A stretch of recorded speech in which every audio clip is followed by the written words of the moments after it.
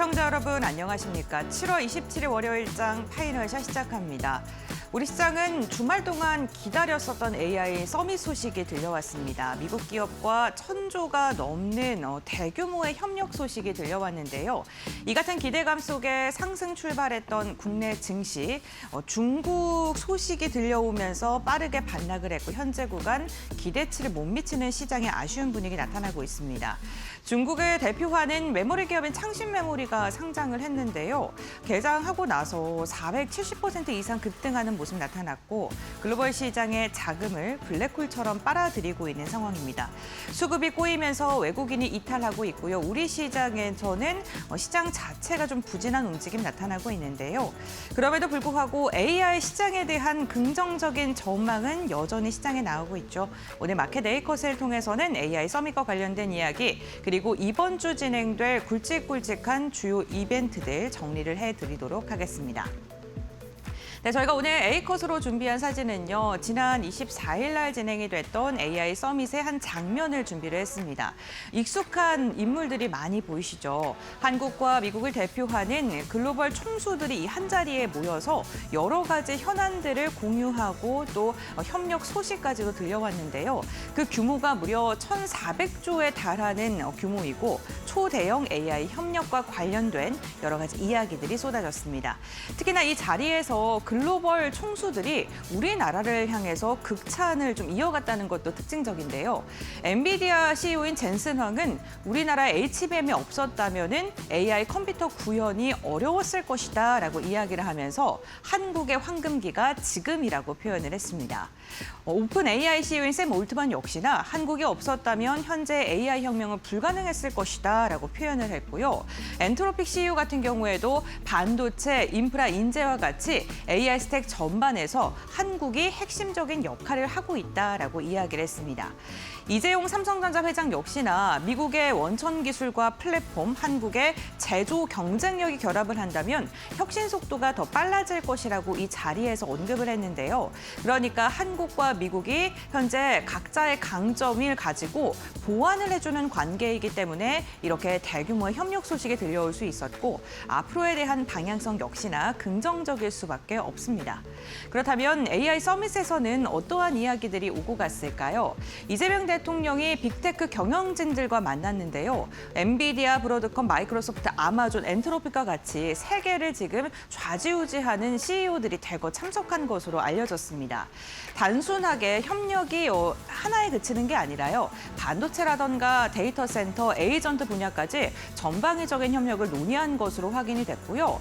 이번에는 그런 제품을 납품하는 그러한 일회성에 그치는 것이 아니라 공동으로 개발을 하고 장기적인 파트너십을 추진하는 내용까지도 담겨져 있었습니다.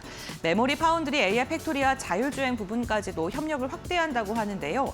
다만 MOU인 만큼 이게 구체적인 계약까지 이어지지 않았다는 점은 기억을 해주시면 좋겠습니다. 한국과 미국의 기업이 9,500억 달러, 그러니까 우리나라 돈으로 했을 때 1,389조 원 규모의 계약이 지금 MOU가 체결이 된 것이라고 보시면 좋겠고요. 반도체와 공급 생산 협력을 확대하고 기가와트급의 데이터 센터를 구축을 하고 플랫폼을 개발하는 데 양국이 손을 잡는다는 점에서 의미가 있습니다. 특히나 삼성전자와 SK그룹 같은 경우에는 구체적인 숫자가 또 찍히면서 시장의 기대치가 더 높아질 수밖에 없는 상황인데요. 다음 장을 통해서 한번 확인해 보도록 하겠습니다. 삼성전자는 브로드컴과 5년간 2천억 달러의 협력을 진행한다고 합니다. HBM4와 같이 고대형 메모리 폭을 공급하는데 2나노 이하의 파운드리 공정을 활용하겠다면서 자신감을 좀 확인을 해볼 수 있었고요. 여기다가 3D 적층과 같이 첨단 패키징이 적용되는 굉장히 고난도의 기술이 이번에 적용이 되는 계약이라고 보시면 될 것 같습니다. AI 가속기란과 통신칩을 생산하는데 여기서 중요한 건 메모리와 파운드리 패키징 을 통합적으로 공급한다는 거고요. 원스톱 턴키에 대한 경쟁력이 부각받고 있는 상황입니다. 단순하게 어떠한 하나의 분야를 하는 게 아니라 삼성전자의 강점이라고 하면은 여러 가지 이 AI 반도체 칩과 같이 전반적인 이 상황에 대한 기술력을 갖고 있다는 게 이번에 또다시 부각을 받게 되었습니다. SK하이닉스는요, 엔비디아를 중심으로 5천억 달러 규모의 AI 인프라 협력 소식이 들려왔는데요. 차세대 AI 메모리를 장기 장기적으로 공급하고 또 계열사 중에 하나인 텔레콤 같은 경우에는 엔비디아 베라루빈 도입해서 27년부터 2기가와트급의 데이터 센터를 구축한다고 합니다. 가속기와 HBM 데이터 센터를 통합적으로 구축하는 인프라를 만들겠다라는 거고요. 여기다가 마이크로소프트와도 장기 공급 계약 소식, 그리고 아마존 엔트로픽과 같이 데이터 센터와 관련된 소식까지 전해지면서 인프라와 관련된 MOU 소식이 이번에 SK그룹을 향해서도 많이 나왔다는 것도 한번 참고해 보시면 좋겠습니다. 이번 전자닉스가 빅테크와 협력했을 때 좀 주목을 해보면 좋을 포인트를 정리해 봤는데요.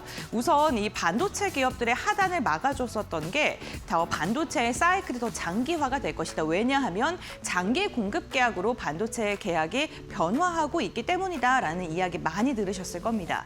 그런데 여기서 한 단계 더 진화했습니다. 단순하게 물량을 공급해주는 것을 넘어서요. 이제는 공동으로 개발을 하는 것으로 변화를 하고 있고요. 또 AI에 투자하는 주체가 기업에서 국가 단위로 확대하고 있다는 겁니다. 오늘 시장에서 상신 메모리로 수급이 쏠리고 있는데 어쨌든 미국과 그리고 중국, 우리나라가 국가 단위의 프로젝트를 진행하게 된다면 중국보다는 우리나라가 미국과의 관계에서도 우호적이기 때문에 이 부분에 대해서도 좀 주목을 해보시면 좋을 것 같고요.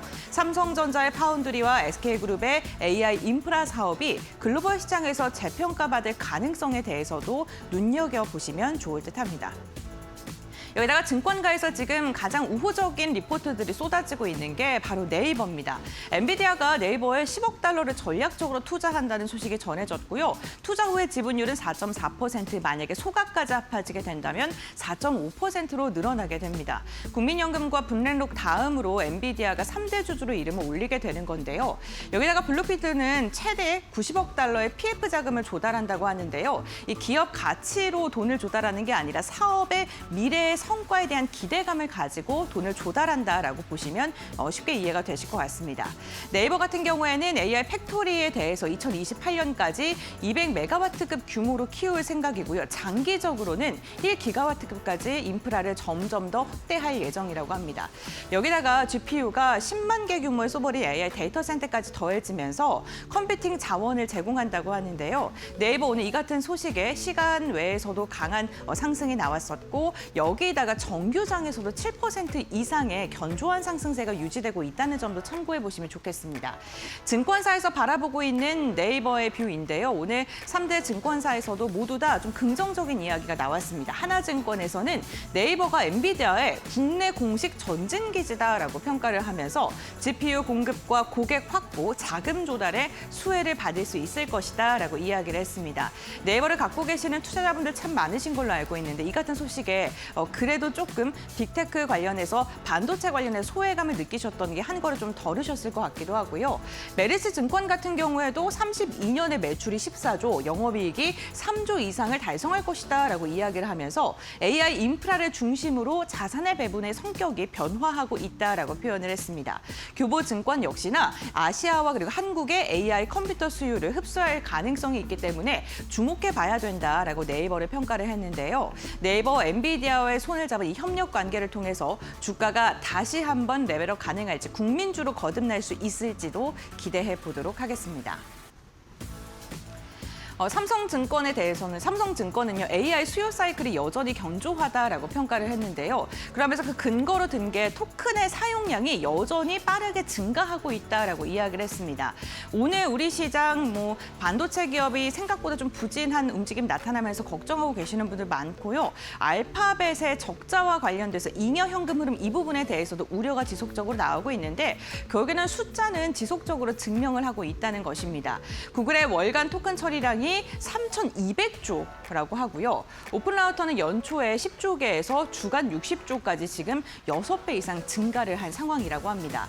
여기서 중요한 건 고성능 모델만 증가한 게 아니라 저가형 모델까지도 모두 다 사용량이 증가하고 있다는 점. 그러니까 우리가 일상생활에서 AI의 사용량이 점점 더 늘어나고 있다는 점도 한번 기억을 해주시면 좋을 것 같고요. 기업용 인공지능도 확산하고 있는데요. GPT 워크의 이용자가 증가하고 있다고 합니다. 그러니까 기업들도 본인들의 돈을 투자해서 인공지능을 사용해야 된다는 거에 공감을 하고 있고 실제로 지출을 하고 있다는 거고요. 기업의 인공지능 도입이 시험에서 이제는 실제 업무 단계로 적용되고 있는 상황이기 때문에 성장성은 앞으로도 지속될 것이다라고 삼성증권에서는 내다보고 있습니다.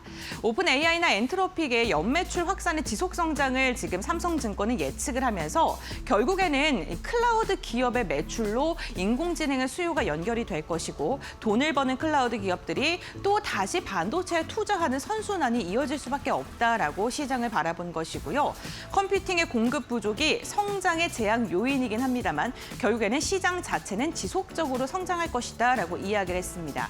반도체 기업들에 대한 긍정적인 전망은 여전히 뜨거운 상황이니까요. 이 부분도 기억을 해주시죠.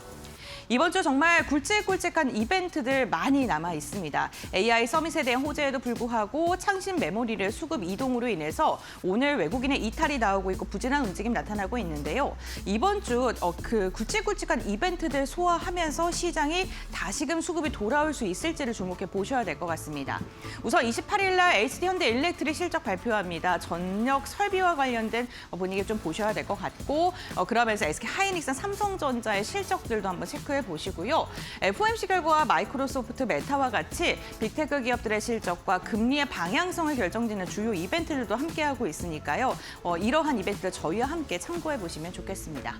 네, 이렇게 마켓데이건 마무리하도록 하고요. 그렇다면 이 시간 우리 시장의 움직임 함께 살펴보겠습니다. 박세람 아나운서가 전해드립니다. 주말 사이에 시장을 끌어올린 호재는 충분을 했습니다. 중동 리스크가 조금은 완화가 됐고요. 또 글로벌 빅테크 기업과 국내 기업들의 AI 대규모 협력 소식도 있었는데요. 그럼에도 불구하고 코스피는 외국인의 매도세에 상승분을 거의 다 반납하는 듯한 흐름을 보여줬고요. 그래도 코스닥은 상승 탄력을 이어나가면서 오늘 시장을 주도하고 있습니다. 대형주보다는 중소형주가 강한 장인데 그렇다면 현재 시장 어떻게 흘러가고 있는지 확인해 보시죠. 먼저 코스피 지수의 흐름부터 살펴보도록 하겠습니다.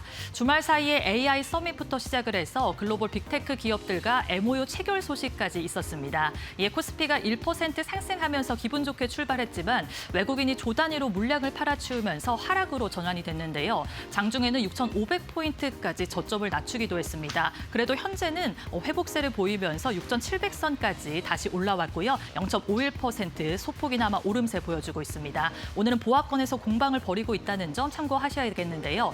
오늘은 대형주와 전력 설비주가 좀 지지부진한 흐름을 보여주면서 코스피의 하방 압력을 가하고 있습니다. 그래도 오늘은 네이버가 간만에 급등세를 보여주면서 AI 인프라주라든가 AI 소프트웨어 기업들을 중심으로 매수세가 잘 들어오고 있습니다. 오늘 코스피의 상승을 뒷받침해주고 있다는 부분도 확인하셔야겠습니다. 그렇다면 코스닥 지수의 흐름도 확인해 보도록 하겠습니다. 오늘 코스닥이 훨씬 더 좋은 상승세를 보여주고 있는데요. 장 초반부터 흐름이 좋았습니다. 오전 10시에는 3%가 넘어가는 상승세를 보여주면서 680포인트까지 고점을 높이기도 했는데요.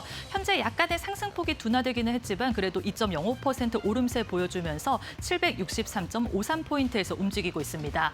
오늘 코스피에서는 로봇주들이 관망세를 보이고 있다면 코스닥에서는 로봇주들이 코스닥의 상승을 이끌고 있고요. 제약바이오주들도 잘 움직이고 있습니다. 여기에다가 엔터주와 화장품주도 코스피 상승에 힘을 보태고 있다는 부분 확인하셔야겠습니다. 그렇다면 수급 상황 확인해 보도록 하겠습니다. 코스피 수급 먼저 짚어보시죠. 오늘 외국인이 이틀 연속으로 순매도의 흐름을 보여주고 있습니다. 오전부터 조 단위로 물량들을 팔아치우면서 현재 2조 3천억 원 가까이 물량들을 던져내고 있고요. 그래도 기관은 좀 수급이 들어오고 있습니다. 5,246억 원 물량들을 받아내고 있고요. 개인도 오늘은 담아내면서 1조 4천억 원 가까이, 1조 7천억 원 가까이 물량들을 담아내고 있습니다. 오늘 오전장에서는 기관이 매도세를 보이다가 10시 반에 매수로 전환됐다는 점은 긍정적이고요. 외국인이 매도폭을 확대하고 있다면 기관은 매수폭을 점점 확대하고 있다는 부분도 체크하셔야겠습니다. 그렇다면 코스닥에서도 매매 동향 확인해 보도록 하겠습니다. 오늘 코스닥에서도 메이저 주체 수급이 엇갈리고 있습니다. 외국인이 1,000억 원 가까이 물량들을 던져내고 있다면 기관은 2,300억 원 가까이 물량들을 담아내고 있는데요. 외국인이 오늘 오전장에서 좋은 흐름을 보여주면서 매수세를 키워나가다가 오전 10시 50분, 11시를 기점으로 매도로 전환됐다는 점 참고하셔야겠고요. 개인도 오늘은 차익 실현의 움직임을 보여주면서 오르면서 1,300억 원 물량들을 팔아치우고 있습니다. 그렇다면 이 시장을 움직이고 있는 이슈 확인해 보도록 하겠습니다. 오늘 첫 번째 이슈는 생성형 AI 관련주인데요. 오늘 생성형 AI 관련주들이 시장에서 강한 상승세를 보여주고 있습니다. 가장 큰 재료는 네이버의 AI 투자 확대 소식인데요. 엔비디아와 함께 글로벌 AI 팩토리를 함께 구축하겠다라는 내용을 밝히기도 했고요. 여기에 1조 원의 자사주 소각 계획까지 발표하면서 투자 심리가 살아나고 있습니다. AI 인프라 투자가 본격화된다라는 점, 또 생성형 AI 서비스가 조금 더 빨라질 수 있다라는 점이 시장을 자극을 하고 있는데요. 그리고 이번 주에는 미국의 빅테크 기업들의 실적 발표가 줄줄이 예정되어 있습니다. 이 실적 발표를 계기로 AI 산업과 반도체 업황에 대한 불확실성이 조금은 완화될 수 있다라는 분석이 제기가 되고 있다라는 부분도 참고하셔야겠습니다. 그렇다면 관련주들의 흐름 확인해 보도록 하겠습니다. 네이버가 오늘 시장의 주인공이라고 할 수가 있겠죠. 대형주들 중에서는 잘 움직이면서 장중에 12%가 넘는 급등세를 보여주기도 했는데요. 현재는 9.16% 상승폭이 조금 둔화되기는 했지만 그래도 좋은 흐름을 보여주고 있고요. 솔트룩스는 자체적으로 챗봇 플랫폼을 개발하고 있는데요. 현재 20.51% 두 자릿수의 상승세를 보여주고 있습니다. 코난 테크놀로지는 상한가 도달을 했고요. 마음 AI는 음성과 영상 AI 기술을 보유하고 있습니다. 현재 15.06% 좋은 흐름 보여주고 있습니다. 그렇다면 그 다음 이슈 확인해 보도록 하겠습니다. 오늘 엔터주들이 반등세 보이면서 좋은 흐름을 보여주고 있는데요. 그동안 실적이 좋게 나왔음에도 불구하고 주가가 조정을 받아왔습니다. 하지만 증권가에서는 여전히 엔터주들의 하반기 실적이 좋아질 것이다, 개선될 것이다라는 전망을 지속적으로 내놓고 있는데요.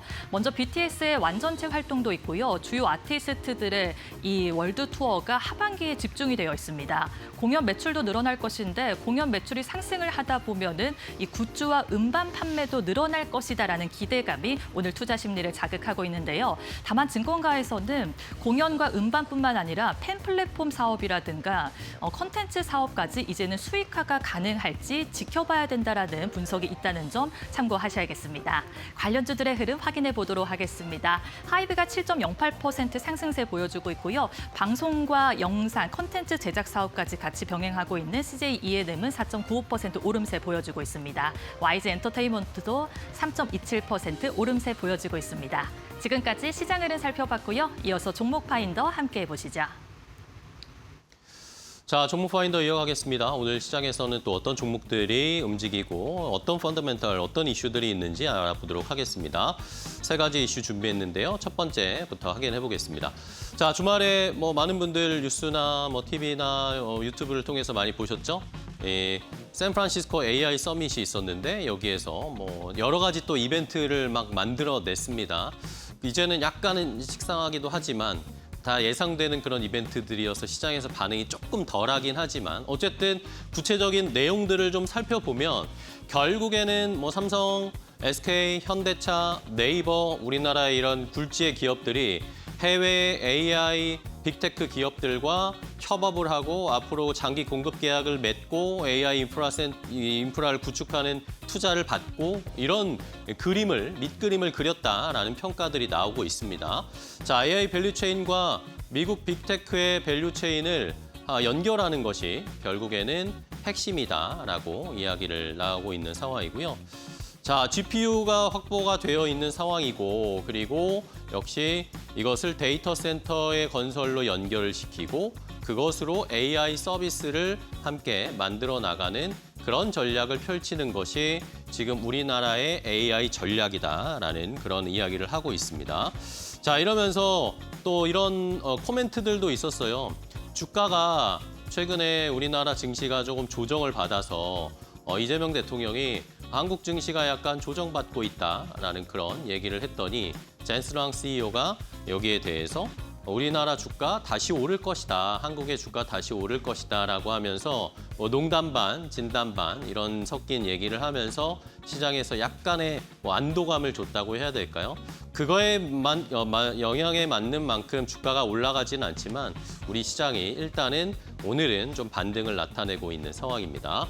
자, 많은 종목들 대표적인 삼성전자, SK하이닉스가 일단은 지금 긍정적인 것은 막판에 다시 상승으로 전환을 했습니다. 장중에 좀 부진했는데 CXMT가 중국의 이 상하이 종합지수에 상장되면서 주목을 확 받았다가 약간 이제 이슈 소멸성으로 다시 우리나라로 관심이 돌아오면서 SK하이닉스, 삼성전자가 상승세로 전환이 됐고 현대차는 뭐 약보합권 수준이고 SK스퀘어는 아직 만회하지는 못했습니다.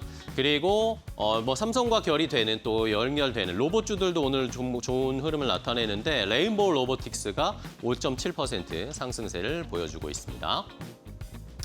자, 다음 두 번째 이야기, 샌프란시스코 서밋에서의 이야기 중에 오늘 단연 돋보이는 종목은 삼성전자, 하이닉스도 아니고 네이버입니다. 자, 엔비디아가 네이버의 이제 3대 주주가 될 것입니다. 자, 네이버가 엔비디아와 브룩필드와 함께 100억 달러 정도의 자금을 만들어서 글로벌 AI 팩터를 구축하겠다라는 전략, 앞으로의 MOU를 체결했는데요. 그러면서 오늘 아침에 공시가 올라왔습니다. 제3자 배정 유상증자를 실시하는데 그 제3자 배정 유상증자의 대상은 엔비디아다. 엔비디아가 우리 돈으로 한 1조 4,800억 원 정도의 제3자 배정 유상증자니까 거의 투자한다라고 셈을 치면 되겠죠. 이러면서 10월, 11월 요 기간에 맞춰서 이제 신주 상장을 할 것이고 자금이 들어오게 됩니다. 자, 그렇게 되면 네이버의 지금 현재 최대 주주는 국민연금이거든요. 국민연금 그리고 블랙록도 네이버의 주식을 꽤나 많이 들고 있습니다. 근데 그 다음으로 3위로 이제 엔비디아가 3대 주주가 된다라는 거죠. 이러면서 시장에서는 이제 엔비디아와 네이버의 동맹, 깐부 이게 더 강력해지고 공고해지는구나라는 그런 심리가 발동이 되면서 오늘 시장에서는 유독 네이버의 주가가 조금 더 튀어오르고 있습니다. 그리고 또 일각에서는 이런 얘기들도 하고 있는데 삼성전자, SK하이닉스, 엔비디아, 브로드컴이랑 투자 이야기 많이 나왔지만 사실 지금 그게 공식적으로 공시가 올라온다거나 공식화된 게 아니잖아요. 그러면서 이건 앞으로 추이를 지켜봐야 된다는 이야기가 나오고 있는데 오늘 네이버는 이걸 아예 공시로 확정해서 올려버리니까 시장에선 이게 조금 더 확실한 쪽으로 가야 된다라는 심리가 발동되면서 네이버의 주가가 조금 더 튄다라는 그런 의견들도 있습니다. 그럼 주가의 흐름 볼까요? 자, 네이버가 지금 9%, 10% 가까이 상승세를 나타내고 있습니다. 네이버뿐만 아니라 삼성 SDS도 엔트로픽과 함께 MOU를 체결했죠.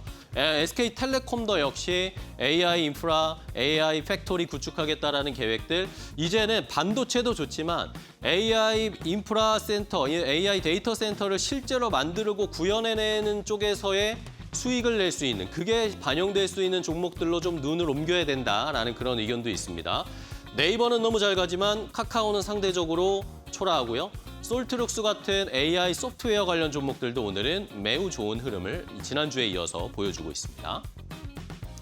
자, 마지막으로 살펴볼 이야기는 또 전쟁 이야기 할 수밖에 없는데요. 주말 사이에는 저희가 지난주에 말씀드렸던 것처럼 결국에 트럼프가 약간 탁호를 했습니다. 다행이다라고 생각이 드는데 미국의 중부사령관이 트럼프 대통령에게 이거 호르무즈 제한 공습 더 할 수 없습니다라고 얘기를 했답니다. 왜냐? 일각에서 나오는 이야기로는 이제 방어할 미사일이 거의 다 떨어졌다라는 이야기도 있는데 물론 트럼프는 이걸 적극 부인하긴 했지만 어쨌든 미국이 계속 한 기한을 두지 않고 계속 공격할 수는 없다라는 이야기들이 나오면서 일단은 트럼프도 멈추는 모습을 보여줬습니다. 그러면서 또다시 나온 이야기가 이란과 미국이 대화를 또 할 수 있다. 몇 주 전, 몇 달 전에 계속 반복되는 이야기가 또 나타나고 있죠. 이런 대화의 물꼬가 트일 수 있다라는 이야기들도 있고요. 자, 지금 미국이 더 이상 공격하기가 쉽지 않을 것이다. 말씀드린 미사일 부족, 지금 고물가, 미국의 금리가 막 올라가고 있고요. 미국의 유가도 올라가고 있고요. 그런데 중간 선거는 점점 다가오고 있고요. 이런 것들 때문에 이란 전쟁 더 추진하기는 쉽지 않을 거다라는 이야기들도 다시 모락모락 피어나고 있습니다. 그러면서 오늘 관련된 종목들 주가 어떻게 움직이는지 보겠습니다. 오늘은 방산주들이 크게 좀 조정을 받습니다. 하나 에어로스페이스, LIG 디펜스 앤 에어로스페이스 이뿐만 아니라 방산주들 대부분 떨어지고요. 친환경 관련 종목들, 유가가 올라가다가 오늘 지난 주말에 많이 떨어졌습니다. 이러면서 대체 에너지, 신재생 에너지 쪽에 지난주에 분위기가 좋았는데 일순간에 떨어지면서 SK 이터닉스가 거의 하한가 수준까지 내려가는 상황으로 나타나고 있습니다. 자, 이렇게 종목 파인더 이슈를 체크를 해봤는데요. 그러면 전문가와 함께 조금 더 자세히 오늘의 특징주 또 포착 종목 알아보도록 하겠습니다. 오늘은 레몬 리서치의 김민수 대표님과 함께 하겠습니다. 대표님 안녕하세요. 네, 반갑습니다. 자, 대표님 오늘은 또 어떤 종목을 보고 계신지 오늘 시장에서 선택하신 특징주 뭔지 한번 확인을 해보도록 할게요. 첫 번째 종목은 뭘까요? 바로 공개합니다. 자, 역시 네이버입니다. 오늘의 주인공은 네이버라고 할 수 있겠는데 대표님은 네이버 어떻게 보세요? 매수해도 괜찮을까요? 네, 올라가니까 좋아 보이긴 하겠지만 네. 쫓아가는 건 아닌 것 같습니다. 네. 네, 그런 관점 쪽에서 일단 지금 수급으로 보게 되면 기관이 6일째 순매수를 보여주고 있는 모습들이고요. 이번에 주말 사이에 나왔던 AI 서밋과 관련된 성과라든가 앞서 잘 말씀해 주셨던 제3자 배정 유상증자, 그러니까 결국에는 증자를 통해서 주식이 늘어나게 되면 희석 효과에 대한 우려가 있지 않겠느냐라고는 하겠지만 그보다는 좀 적긴 하더라도 자사주 소각을 통해서 이를 어느 정도 방어를 했다라고 하게 되면 720만 주 증자, 490만 주 또 소각, 그리고 또 나머지도 약 한 200~300만 주가 더 있기 때문에 추가로 또 소각 가능성이 있다라고 하게 되면 지금은 오히려 그를 걱정하는 것보다 그래도 엔비디아가 선택해서 또 추가적인 AI 데이터 센터와 확장되는 과정들을 노리겠다라고 하는 전략들은 시장에서는 그래도 긍정적인 평가가 나온다고 보여지고 있습니다. 그런 관점 쪽에서 지금 얘기가 나오고 있는 글로벌 AI 팩토리에 대해서 가장 또 기대감이 높아지는 시점이 아닌가 싶습니다. 벌써 몇 차례 얘기는 했지만 시장에서 반응은 별로 없었는데요. 올해 상반기, 내년 상반기까지 해서 55메가와트, 그리고 2027년 말까지 해서 누적 100메가와트, 그리고 또 2028년까지는 200메가와트 순차적으로 확장세로 이어가기 시작하면서 이제 AI 인프라를 구축을 한다라고 하게 되면 최종적으로 기가급까지도 AI 인프라를 확보한다는 차원에서 장기적으로는 그러니까 데이터 센터와 함께 또 하나의 이제 AI 팩토리 쪽에 대한 무게가 실려지기 시작하면서 시장에 대한 기대감은 높을 수 있겠다라고 바라봅니다. 그런 쪽에서 아마 이번에 이제 그 각 세종이라고 그러죠. 이쪽에 데이터 센터뿐만 아니라 유럽과 중동, 글로벌 지역까지도 확대를 하겠다는 기조는 뚜렷한 상황들인데 거기서 필요한 자금들은 어떻게 조달하느냐. 아직 기존의 빅테크 기업들이 이어가는 과정들과 거의 비슷한 모습들이죠. 그래서 들어갈 자금과 또 들어갈 비용 이런 것들을 좀 앞으로는 계속 또 체크를 할 걸로 보여지고 있고요. 그런 흐름에 따라서 지금 이 필요한 어떤 팩토리 구축에 필요한 90억 달러 정도는 일단 브룩필드 자산운용이죠. 이쪽과 함께 대체자산운용사의 어떤 노력과 함께 같이 PF 방식으로 조성을 하겠다라는 쪽들은 지금은 또 긍정적으로 바라볼 수가 있는데 일단 지금은 투자를 계속 한다는 관점 쪽에서 당장 성과가 나온 건 아니죠. 그런 흐름들은 일단 눈여겨볼 수는 있겠다라고 봐야 될 것 같고요. 게다가 또 AI 플랫폼으로 전환을 계속 시도를 하는 부분들도 눈에 띄죠. 특히 초거대 AI 모델인 하이퍼 클로버 X 이쪽을 계속 또 강화시키고 또 GPU를 통해서 학습 훈련시키고 있는 그런 과정들인데 완성되기 시작하게 되면 검색, 쇼핑, 광고, 컨텐츠 기반의 어떤 AI가 접목되다 보니까 앞으로는 더 많이 돈을 벌 수 있겠다라는 기대감은 높은 상황들이고요. 그와 함께 국내 소버린 AI죠. 이쪽에 대한 그 정부 주도하에 나오는 과정 쪽에서 같이 결부해서 추가적인 정부나 기업 대상으로 AI 서비스를 공급하고 그에 따라서 확장세를 이어가겠다라고 하는 뚜렷한 계획들은 상당히 양호하다 그렇게 볼 수 있을 것 같습니다. 그밖에 또 지금 이어가고 있는 당장의 성과는 커머스와 핀테크 쪽에 대해서 견조하게 나오는 부분으로 봐야 될 것 같은데 대표적인 네이버페이가 1분기에 약 한 24조 원 정도까지 기록을 하면서 추가적으로 두 자릿수 성장세까지 보여주는 과정 쪽에서 이는 그래도 하나의 성장 동력으로 계속 자리 잡고 있다 쪽으로 바라보고 있는 상황들이고요. 그러다 보니까 또 마지막으로는 이제 두나무 합병 관련된 얘기도 또 점검을 할 수밖에 없겠죠. 이쪽들은 또 핀테크와 관련된 쪽에서 이제 빅딜을 하는 과정들이 조만간 어느 정도 성과가 나오지 않겠느냐라고 기대를 하고 있는데 아직까지는 뚜렷한 성과가 별로 없습니다. 일단은 합병이 완료가 돼야 되겠죠. 그래서 네이버 파이낸셜과 두나무 합병을 위해서 포괄적인 주식 교환 절차가 다시 3개월 뒤로 밀렸습니다. 그렇게 되면은 또 주주총회나 또 어떤 정부의 결정들 같은 경우도 뒤로 밀릴 수밖에 없겠죠. 그런 쪽에서 기업 결합 지원되고 거기다가 또 디지털 자산기본법까지도 논의가 아직도 완료가 덜 됐다고 하게 되면 이런 부분들이 확인이 돼야 그다음에 또 다른 동력인 핀테크 쪽에서 앞으로 성장을 강화시키겠구나라고 볼 수가 있는 부분들이겠죠.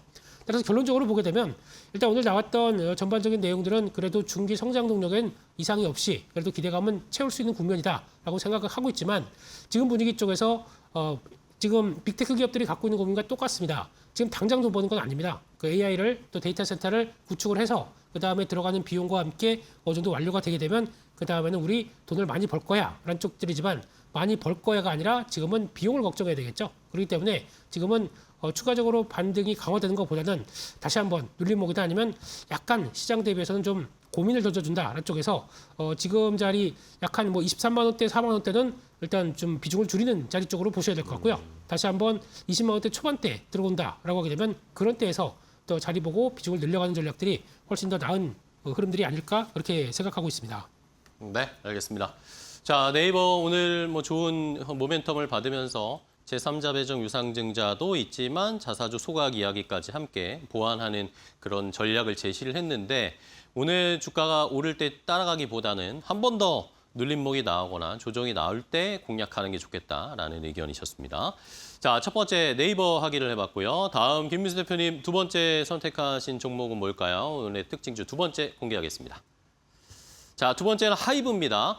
오늘 뭐 하이브뿐만 아니라 엔터주가 전반적으로 좀 좋더라고요. 특히 하이브 같은 경우에 이제 실적 발표 앞두고 있는데 뭐 계속 BTS의 효과가 있을 것이다라는 기대들은 있었지만 실제로 실적도 잘 나올지 주가는 좀 턴어라운드 할 수 있을지 어떻게 보세요, 대표님? 네, 기대는 계속 크지만 제대로 된 성과가 나오지 않다 보니까 주가는 좀 하향 정체됐는데 최근 2, 3일 동안은 다시 실적을 좀 기대해보자 쪽에 대한 빠른 움직임이 나온다고 봐야 될 것 같습니다.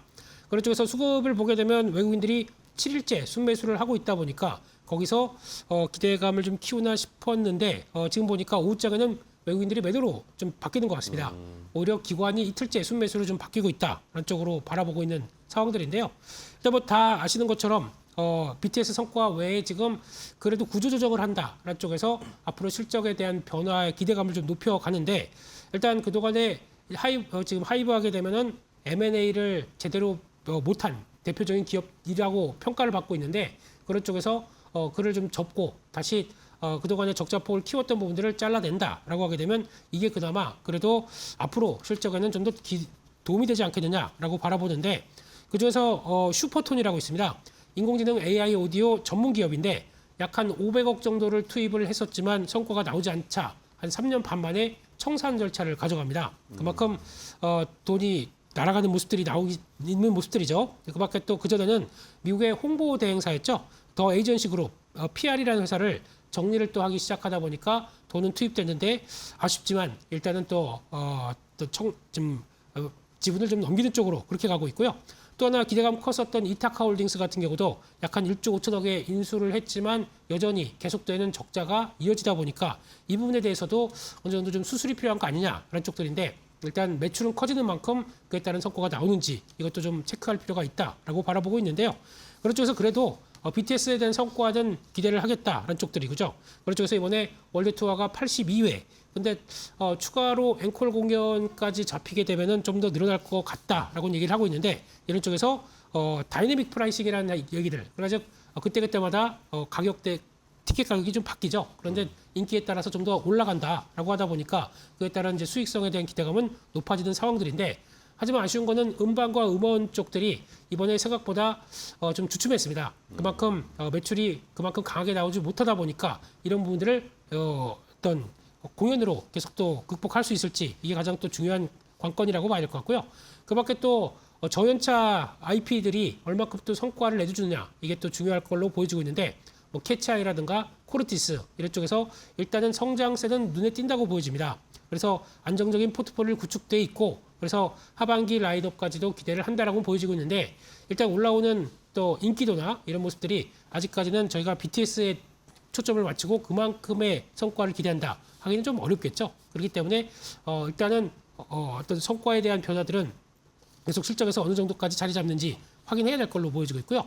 그밖에 위버스라고 하는 플랫폼 쪽들이 흑자 전환되기 시작하면서 그동안에 그래도 고생했던 실적들이 2분기에는 사상 최대 실적이 나올 것이다라고 바라보고 있어서 그만큼 영업이익 5,500억대까지 나오기 시작하게 되면 그래도 주가에 변화가 나올 수 있을 것이다라고 기대하고 있는데 실적 변화가 나오면서 레벨업돼서 한 번 더 움직인다라고 하게 되면 거의 뭐 26만 원, 뭐 28만 원대 정도까지 한번 들어온다라고 하게 되면 일단은 비중을 줄였다가 다시 한번 보시는 게 어떨까 생각되고 있고요. 왜냐하면 지금 하이브와 관련된 엔터 쪽들이 과거만큼에 대한 기대감을 많이 키우는 모습들은 아니다라는 쪽에서 일단 반등시 어떤 흐름들은 노려보셔야겠다 그렇게 말씀드리겠습니다. 네, 알겠습니다. 하이브까지 한번 점검을 해봤습니다. 오늘 튀어오르고 있는 하이브. 조만간 실적 발표가 나오니까 실적 어느 정도 추이를 찍은지 한번 잘 저희도 추적해 보도록 하겠습니다. 자, 그러면 이제 마지막으로 우리 김민수 대표님께서 포착하신 오늘의 포착주 어떤 종목을 고르셨을까요? 네, 오늘을 의외로 화장품 쪽들이 좀 강합니다. 네. 그중에서 그래도 좀 눌림목이 이어지고 있는 한국콜마에 대해서 한국콜마. 네, 볼 때가 아닌가 생각이 되고 있고요. 일단 상반기 누적 수출 역대 최고 나오고 있는 흐름들 쪽에서 일단 주가가 재조명이 좀 필요하지 않을까라고 바라보고 있고 특히 작년 같은 경우는 레거시 관련된 브랜드 물량 때문에 약간 실적이 좀 저조했다라는 쪽으로 바라보고 있고 그런 쪽에서 올해는 인디 브랜드 성장세가 뚜렷하다라는 쪽으로 좀 보고 있는 관점 쪽에서 국내 법인 실적에 이 부분이 또 기여될 것이다라고 바라보고 있고요. 중국 같은 경우는 믹스 개선을 통해서 적자 축소가 나올 걸로 바라보고 있고 미국은 기존 최대 고객사가 일단 주문은 감소가 됐는데 이 공장 쪽에서 신규 고객사가 이어질 가능성이 높다라고 바라보고 있는 상황들이고요.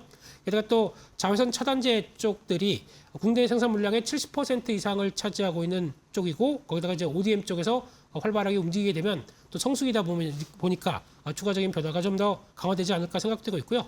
그런 쪽에서 증설 효과가 또 기대가 된다라고 볼 수 있는데 기존에 한 100% 가까운 가동률이 완화가 될 가능성이 높다라는 쪽으로 바라보고 있고 국내 세종공장 증설과 함께 미국의 이 공장 앞서 말씀드린 쪽들이 완공되기 시작하게 되면 캐파가 한 3배로 늘어나게 됩니다. 그렇게 됐을 때 고객사가 다시 늘어나게 되면 실적에 대한 기대감이 높아진다고 봐야 될 것 같고요. 그런 차원에서 올해 실적으로 보게 되면 예상 PR이 한 14배 정도쯤 되고 있다 보니까 기존에 20배 이상 받던 것보다는 많이 싸졌던 모습들이죠. 그만큼 글로벌 ODM 경쟁사 대비해서는 가격 메리트가 있다라는 쪽에서 주가의 반발력 좀 더 기대를 해볼 때다라고 바라봐야 될 것 같고요. 최근 들어서 10만 원대는 잘 지켰습니다. 그러다 보니까 다시 한번 움직인다. 그러면 지난번 고가 때 있는 한 12만 5천 원대 부분까지는 벌려놓을 수 있겠다라는 쪽으로 바라보고 있고요. 손절가는 9만 원대로 말씀드리도록 하겠습니다. 네, 알겠습니다.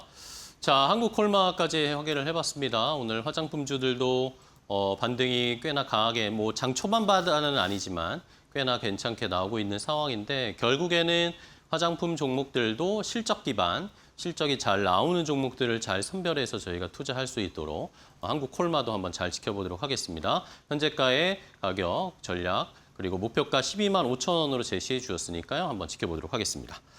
자, 오늘 종목 파인더 레몬 리서치의 김민수 대표와 함께했습니다. 대표님 오늘도 좋은 종목 알려주셔서 감사하고 다음 시간에 또 뵙겠습니다. 고생 많으셨어요.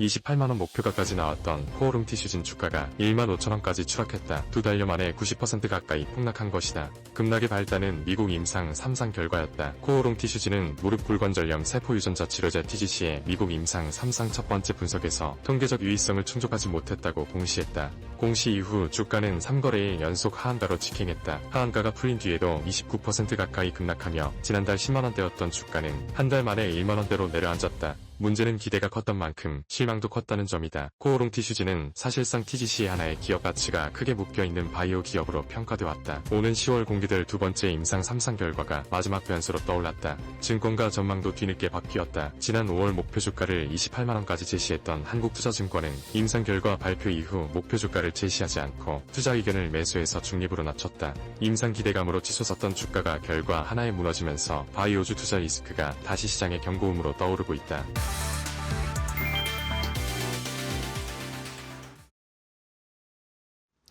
자, 섹터 대 섹터로 이제 이어가겠습니다. 오늘 시장의 분위기, 또 올라가는 섹터, 또 좋지 않은 섹터를 한번 구분해 보면서 투자 전략 세워보도록 하겠습니다. 자, 오늘 섹터 대 섹터는 이데일리 TV 박근호 전문위원과 함께하겠습니다. 위원님 안녕하세요. 안녕하십니까. 네, 반갑습니다. 자, 위원님과 오늘은 또 어떤 섹터를 살펴봐야 될지 궁금한데 일단은 시장의 분위기만 간단하게 좀 체크를 해드리면 오전에 상승으로 코스피가 출발했다가 하락 전환했었잖아요. 근데 다시 이제 야금야금 코스피가 플러스로 전환이 됐습니다. 그 주인공은 역시 삼성전자, SK하이닉스죠. 삼성전자, SK하이닉스가 지금 플러스로 전환됐고 SK하이닉스 또한 2%대 상승세.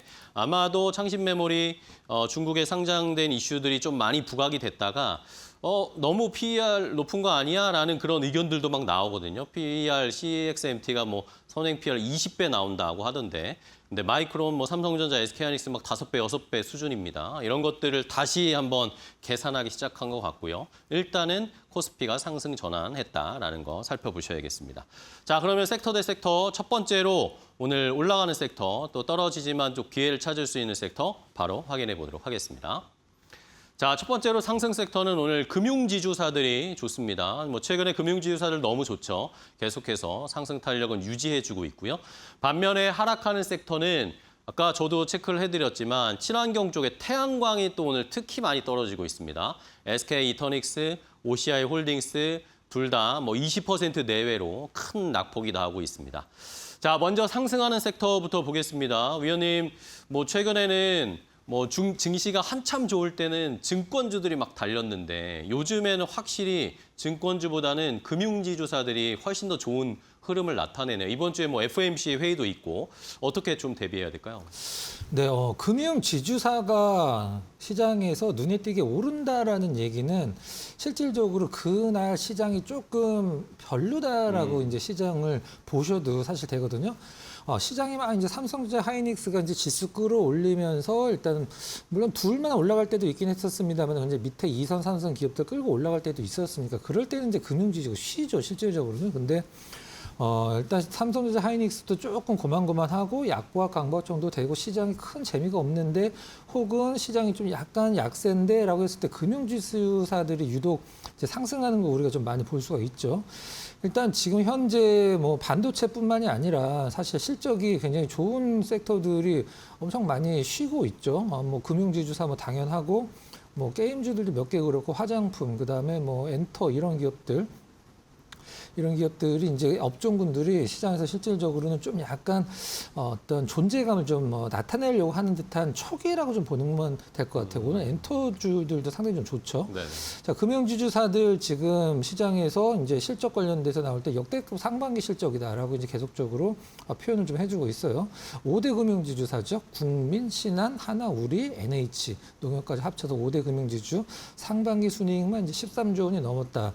뭐 굉장한 수익이죠. 실질적으로 뭐 13조 수익이 굉장히 좀 작게 느껴지는 시장이긴 합니다만은 이 안에서 일단은 우리 웬만한 금융주주사들은 또 증권사들을 또 다들 갖고 있기 때문에 그 증권사들의 이익이 금융주주사들의 전반적인 순이익에 상당히 도움이 많이 되고 있는 상황이죠. 금융주주사들 상반기 순이익 5대 금융주주 기준으로 13조 이상 보고 있는데 그 중에 20% 이상이 이제 자체적인 어떤 그 증권사들이라고 보시면 될 것 같아요. 가장 많은 부분들은 실질적으로 우리가 보통 지금 이제 B2라고 얘기를 하죠. 지금 7조 원 얘기가 나오고 있는데 반대 매매가 이제 7조 원이다 막 이렇게 얘기가 나오는데 이게 우리가 뭐 금융사에서 증권사에서 빌리기도 합니다만은 마이너스 통장이나 이런 것들 이제 금융사에서 많이 빌리기 때문에 이 부분들과 관련돼서 사실 굉장히 뭐 수익이 가장 높은 부분이긴 하죠. 증권사들도 제가 항상 말씀드립니다만 온라인 증권사들 같은 경우에는 뭐 오프라인 증권사들도 하긴 합니다만은 뭐 평생 수수료 무료 막 이런 이벤트 가끔 하거든요. 그럼 아니 뭐 브로커리지 수익으로 수수료 수익으로 먹고 사는 증권사들이 무슨 평생 수수료를 무료를 해주나 이게 다 이제 미수 신용이 훨씬 더 세기 때문에 그런 부분들이 있는 거죠. 자 그리고 우리 딱 금융지주사들 할 때 빼놓으면 안 되는 게 바로 이제 배당이랑 주주 환원이죠. 일단 뭐 최근에 주요 금융 지주사들 이제 주주 환원 정책 한번 좀 체크를 해보도록 하겠습니다. 국민은행 같은 경우는 KB 같은 경우는 이제 하반기 7천억 자사주 소각 매입 소각이죠. 이제 신한금융 같은 경우는 10월달에 또 7천억 자사주 매입 소각. 하나랑 우리금융 같은 경우는 각각 2,500억, 1,500억 정도 하반기 자사주 매입 소각이 잡혀 있다는 점 참고를 좀 하시면 될 것 같습니다. 네, 알겠습니다. 자, 금융지주사들이 요즘 선방을 하고 있습니다. 어쨌든 시장의 변동성이 큰 상황이다 보니 안정적인 쪽으로 시선이 쏠리는 건 뭐 어쩔 할 수 없는 상황이죠. 그런 흐름도 저희가 잘 이용해서 수익을 올려야겠습니다. 자, 상승 섹터 먼저 봤고요. 다음은 하락 섹터를 봐야 되겠는데요. 지난주에 이제 SK 이터닉스나 OCI 홀딩스나 급등이 막 나오면서 시장에 새로운 힘이 될까라는 생각이 들었는데 주말 사이에 트럼프 대통령이 또 타코 아닌 타코를 했습니다. 이러면서 유가가 훅 떨어졌고 그러면 이제 태양광이나 이런 친환경 주들은 이제 전쟁이 끝나면은 안 봐야 되는 것인지 아니면 그래도 대체 에너지의 흐름이 계속 이어질 거니까 중장기적으로 봐도 될지 어떻게 보세요? 이게 사실 일단 태양광 관련주들이 많이 올랐으면 오늘 이 정도 흐름을 좀 감안할 텐데 단기적으로는 올랐다 하더라도 제가 봤을 때는 이게 유가 하락으로 인해서 태양광주들이 반대로 좀 약간 시장에서 좀 불리한 포지션을 네. 받고 있다라고 생각을 하기에는 이게 하락폭이 생각보다 네, 너무 큰데요. 크거든요. 일단 미국이란 보복 공급 준단으로 유가가 하락한 건 뭐 이제 인정할 건 인정하고 넘어가야 되는데 이터넥스 같은 경우 오늘 거의 하한가고 하나솔루션, OCI 홀딩스, 뭐 SK 오션플랜트 이런 기업들이 이 정도 흐름이 나온다라는 것은 제가 봤을 때는 좀 다른 이유가 있지 않나라는 생각을 좀 할 수밖에 없는 상황이죠. 이렇게 떨어질 수는 없거든요. 왜 그러냐면 이게 이제 뭐 지금 앞서서도 이제 앵커께서 말씀해 주셨긴 했습니다만은 트럼프 입에 의해서 하루하루 이제 다른 어떤 흐름들이 나오고 있기 때문에 이 정도 느낌을 시장에서 주기 좀 힘든 부분이에요. 그래서 제가 한번 유출해 보자면 최근에 좀 약간 그 태양광뿐만이 아니라 시장에서 좀 이슈화되고 있는 게 이제 301조 미국 무역법이죠. 301조, 232조 이런 부분들이 있는데 301조는 일단은 뭐 강제 노역과 관련된 부분이긴 합니다만은 232조도 지금 우리나라에서 좀 약간 뭐 유의 있게 보고 있는 부분이 있거든요. 그래서 이 부분이 실질적으로 이 태양광과 조금 연관은 있습니다. 아예 없진 않아요. 근데 모든 어떤 무역 품목들에 조금씩은 다 있긴 한데 우리나라에서는 이게 딱히 뭐 그것과 관련된 부분은 없긴 합니다만 그래도 이 태양광 관련돼서 시장에서 우려하는 부분 중에 하나가 이 부분이거든요. 301조, 232조 무역법. 그게 실질적인 역할을 하지 않았나라는 개인적으로 생각을 해보고요. 유가가 뭐 이렇게 많이 떨어졌다라고 해서 뭐 하루에 뭐 솔직히 급락이 나오긴 했었습니다만 인정할 부분은 인정해야 되는데 이것 때문에 태양광이 이렇게 떨어진다라고 생각을 하는 것은 제가 봤을 때는 좀 약간 시장에 어떤 뭐 설득이 좀 안 되는 부분들이 좀 몇 개는 좀 있는 것 같다. 이렇게만 좀 정리를 해보도록 하겠습니다. 네, 알겠습니다. 자, 말씀해 주신 것처럼 태양광 관련주들이 너무 깊게 빠지고 있습니다. 이슈나 우리가 보여지는 이슈에 따른 하락이라고 치기에는 너무 과하다. 뭔가 이슈가 나오는지를 계속 좀 체크는 해볼 필요가 있겠습니다. 자, 그러면 이 중에서 종목을 좀 체크해 볼게요. 일단은 금융지주사 상승하는 섹터에서 그래도 지금 뭐 금리 인상 기조들이 계속 이어질 테니 금융주 쪽을 봐야 된다는 의견 많은데 어떤 종목 보세요? 일단 오늘 5대 금융지주사 중에 유독 좀 많이 오르는 기업이 이제 우리금융지주거든요. 네네. 시장에서는 이제 정리를 좀 해드리면 이제 증권사에서는 금융지주사들 다 좋게 보지만 거의 원픽은 하나금융지주를 보는 것 같아요. 이게 수익권에서 하나금융지주가 좀 약간 다른 5대 금융지주사 안에서는 그래도 좀 독보적인 흐름이 좀 나오고 있거든요. 네. 근데 오늘은 좀 약간 쉬는 듯한 느낌이고 오늘 KB랑 신한은 좀 약간 쉬는 듯한 느낌이고 이제 지방 지주사 중에서 JB가 오늘 상당히 좋고요. 그다음에 5대 금융 이제 시중은행에 보통 얘기하는 우리금융지주가 상당히 좋아서 우리금융 한번 살펴보면 일단 뭐 금융 지주사들은 어떤 수익이 실질적으로 막 뭐 반도체나 뭐 다른 섹터들처럼 막 전년 동기 대비 막 몇십 퍼센트 막 몇 배 이렇게 나올 수는 없긴 합니다. 이 부분은 이제 인정을 해야 되고 다만 계속적으로 일단 조금씩이라도 진짜 좋아지고 있는 부분 시장에 계속 어필해야 되고 금융 지주사들의 시장의 주주분들 그다음에 미래의 주주가 되겠죠. 그다음에 투자자들한테 가장 어필할 수 있는 것은 뭐 주주 환원책이요. 실질적으로는 그 부분 몇 개 좀 체크 포인트로 삼아서 살펴보도록 하겠습니다. 1,500억 규모 자사주 매입 소각 발표를 했죠. 앞서서 이제 뭐 7천억대 뭐 이런 부분들과는 좀 약간 규모가 있긴 합니다만 그래도 이런 부분들이 시장에서 오늘 막 나온 따끈따끈한 부분이기 때문에 어필이 좀 됐다고 보시면 될 것 같고 실적도 이제 뭐 5대 금융지주사들 토탈로 상반기 이제 13조 이상이 나왔다라고 하는데 우리금융지주 같은 경우는 2분기에만 한 1조 원이 좀 넘는 부분, 이게 이제 전년 동기 대비 한 7.4% 정도 증가를 했다라고 해요. 우리금융지주 이제 증권사에서는 이제 주주 환원율을 올해 이제 46%까지 보고 있는 상황이긴 한데, 이 부분들이 이제 시장에서 어떻게 계속적으로 주가에 연결이 돼 나가는지 한번 보면서 차트 한번 보도록 하겠습니다. 네. 우리금융지주가 지금 다른 5대 금융지주사들 대비해서 주가 흐름이 다른 이유는 다른 부분은 지금 우리 다른 이제 5대 금융지주사들 같은 경우는 이런 박스권 안에서 고점에서 이렇게 움직이고 있는 상황이거든요. 근데 우리금융지주 같은 경우는 거기서 한 단계 내려와서 좀 약간 많이 처졌었죠. 그러다가 오늘 나름대로 좀 반등을 주는 흐름이긴 한데 거래량도 상당히 좋고 수급 한번 살펴보면은 여러분들이 이제 다 노란선 지우고 보면 빨간색 선이랑 파란색 선만 한번 보면서 체크를 해보시면 오늘 좀 약간 재밌는 흐름이 있죠. 자, 제가 한번 체크를 한번 해보도록 할게요. 기관들이 매수를 했을 때 이제 우리금융지주의 흐름, 기관들이 매수를 했을 때 우리금융지주의 흐름 살펴보면은 이제 우리금융지주의 흐름은 기관 수급이 좀 좌지우지하는 듯한 느낌을 잡을 수가 있겠죠. 지금 보이는 화면은 이제 어제까지 수급이니까 오늘 기관들 사고 있으니까 이런 흐름이 나오겠죠. 정리를 하면 다른 5대 금융지주사들 대비해서 조금 주가 흐름이 처졌었어요. 그래서 좀 키 맞추기 차원에서 다른 금융지주사들이 특별히 처지지 않는다라고 하면은 우리금융지주 추가 상승 충분히 기대를 해볼 만하다. 이렇게까지 한번 정리를 해보도록 하겠습니다. 네, 알겠습니다.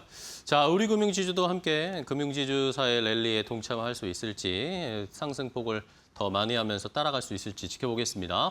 첫 번째 섹터 대 섹터 확인해봤고요. 다음 두 번째 섹터 대 섹터 바로 확인해 보시죠. 오늘 또 좋은 섹터 중에 하나가 화장품 섹터입니다. 화장품 섹터는 뭐 늘 최근에 말씀드리지만 실적 기반, 실적이 좋은 기업들이 나올 수 있을 그런 업종이고요. 반면에 방산주는 뭐 아까 태양광과 뭐 비슷한 궤를 같이 하고 있는데 또 다른 하락하는 이유가 있을까요? 방산주들도 오늘 생각보다 낙폭이 좀 깊게 나오고 있는 상황입니다. 자, 일단은 상승 섹터, 화장품 섹터는 지금 실적 시즌인데 화장품주들 어떻게 공략할까요? 추세적으로 이게 화장품주들이 계속 갈까요? 그냥 실적 시즌에만 반짝하고 또 꺼지는 거 아닌가라는 걱정도 있습니다. 네. 이제 우리 이데일리 시청자분들이 많이 좀 느끼실 것 같아요. 어떤 걸 느끼냐면 시장이 좀 안 좋거나 반도체를 안 보는 분들이 무엇을 살까라고 해서 옆으로 살짝 한번 시선을 돌리면 네.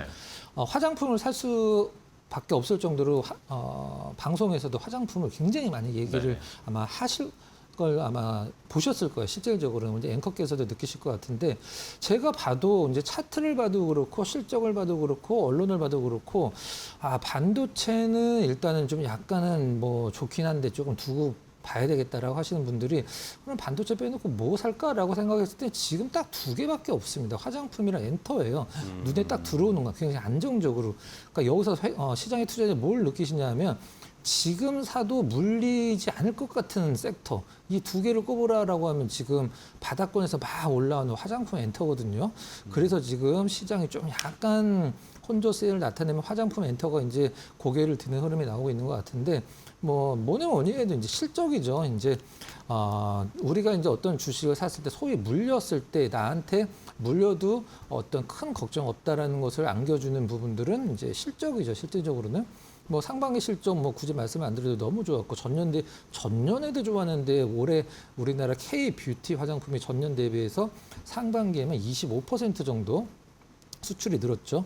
2000년도 이후에 직계하면서 최고치를 기록을 했다라고 하는데 지역별로 살펴보면 뭐 이건 계속되는 부분이니까 뭐 중국은 계속 역성장이 나오고 있습니다. 중국은 역성장이고 자체 로컬 브랜드들이 워낙에 지금 또 우리나라 그 ODM 이용해서 많은 성장을 하고 있기 때문에 이제 최고 수출국은 미국이죠. 그다음에 최고 성장국은 영국이라고 그래요. 영국 기반으로 이제 유럽에서 이제 성장한다라고 하면은 과거에 이제 중국에서 미국으로 옮겨갖고 이렇게 다시 유럽으로 그다음에 최고는 아니긴 합니다만은 중동이 지금 우리나라 시장에서 가장 좋은 부분이죠. 그리고 오늘 화장품주들이 뜨는 이유 하나 설명드리면은 대통령 브라질 순방할 때 이 화장품 관련된 우리가 보통 얘기하는 CEO분들이 대거 참여를 했죠. 이 부분이 좀 약간 센티멘탈적인 부분에서 좀 역할을 했던 것 같아요. 일단 뭐 아모레 퍼시픽, APR 이제 아직 상장은 안 했습니다만 상장하면 APR과 시가총액을 우리가 이제 경쟁을 하게 될 구다이 글로벌이라고 있죠. 요 구다이 글로벌 대표도 가셨고 또 이제 실리콘투 대표도 이재명 대통령이랑 같이 브라질 순방에 경제사절단으로 같이 합류를 했죠. 이 브라질 그 화장품 시장이 생각보다 저는 사실 이렇게 큰지는 몰랐습니다. 세계 거의 뭐 3, 4위권이라고 얘기를 하는데 여기에 그러니까 화장품 우리가 보통 CEO분들이 같이 간 이유가 있겠죠. 세계 3, 4위권의 어떤 규모를 자랑하는 화장품 기업들. 이 부분이 오는 이제 화장품주들의 주가 흐름에 상당 부분 좀 많은 영향을 미쳤다. 이렇게까지만 좀 정리해 보도록 하겠습니다. 네, 알겠습니다. 자, 실적이 실제로 잘 나오는지도 체크해보고 앞으로의 가이던스나 이 K뷰티의 흥행 여부도 계속 지켜봐야 되겠죠. 자, 다음 방산주입니다. 방산주도 지금 오늘 낙폭이 나오는데 뭐 어쨌든 전쟁이 약간 일단락되거나 쉬어갈 것 같다라는 분위기 때문이긴 한데 뭐 위원님이 아까 말씀해 주신 것처럼 태양광이 빠지는 게 너무 과한 것처럼 그것 때문에 이런 이야기는 몇 번 있었잖아요. 근데 방산주들이 오늘도 꽤 많이 빠지더라고요. 왜 그럴까요? 일단 뭐 현대로템이 실적에서 좀 약간 불을 질렀죠. 근데 생각보다 좀 안 나오면서 그 부분이 전반적으로 좀 퍼져 나갔다 이렇게 보시면 될 것 같은데 일단 방산주 관련돼서 시장의 어떤 비율을 먼저 한 줄로 정리를 하고 좀 시작을 해보도록 하겠습니다. 네. 시장이 어떤 방산주들의 상승 모멘텀을 지정학적 리스크보다 일단은 수주에 대한 어떤 그 지연 이런 걸로 보고 있는 것 같아요.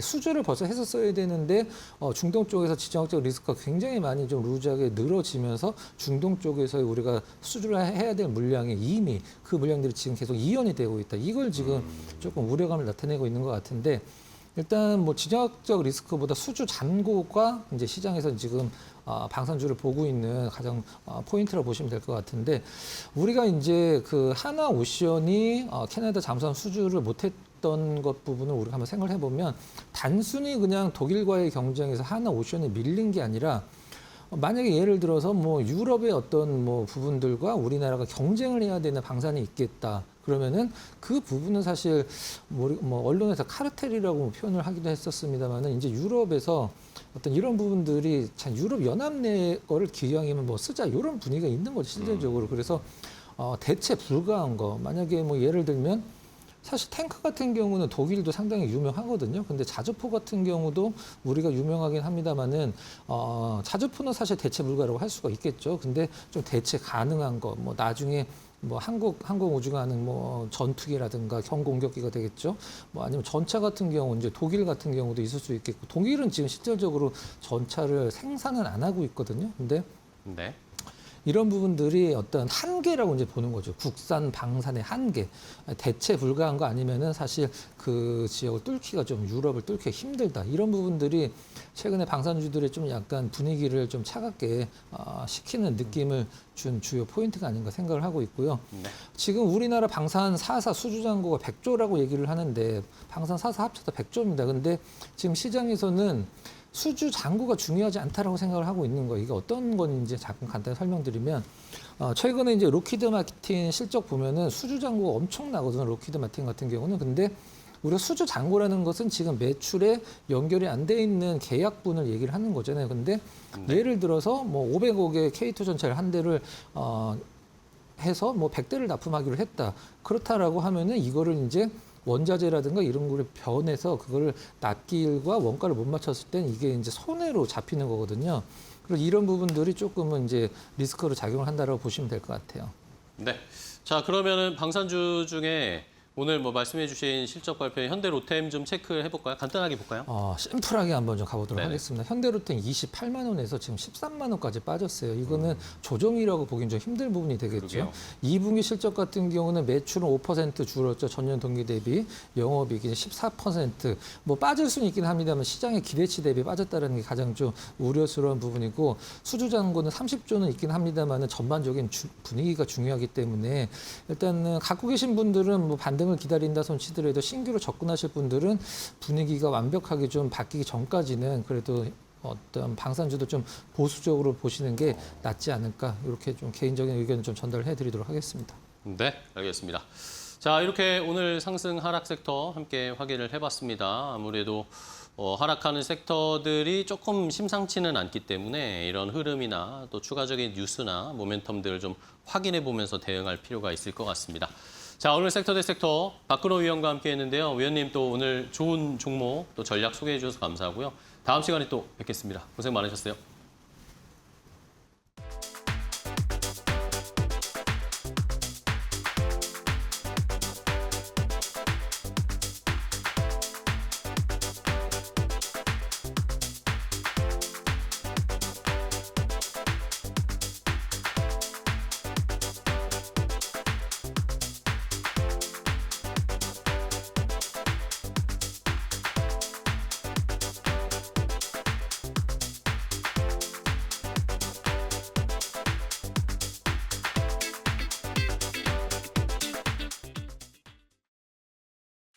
컴퍼니 인사이드 TSNC 편.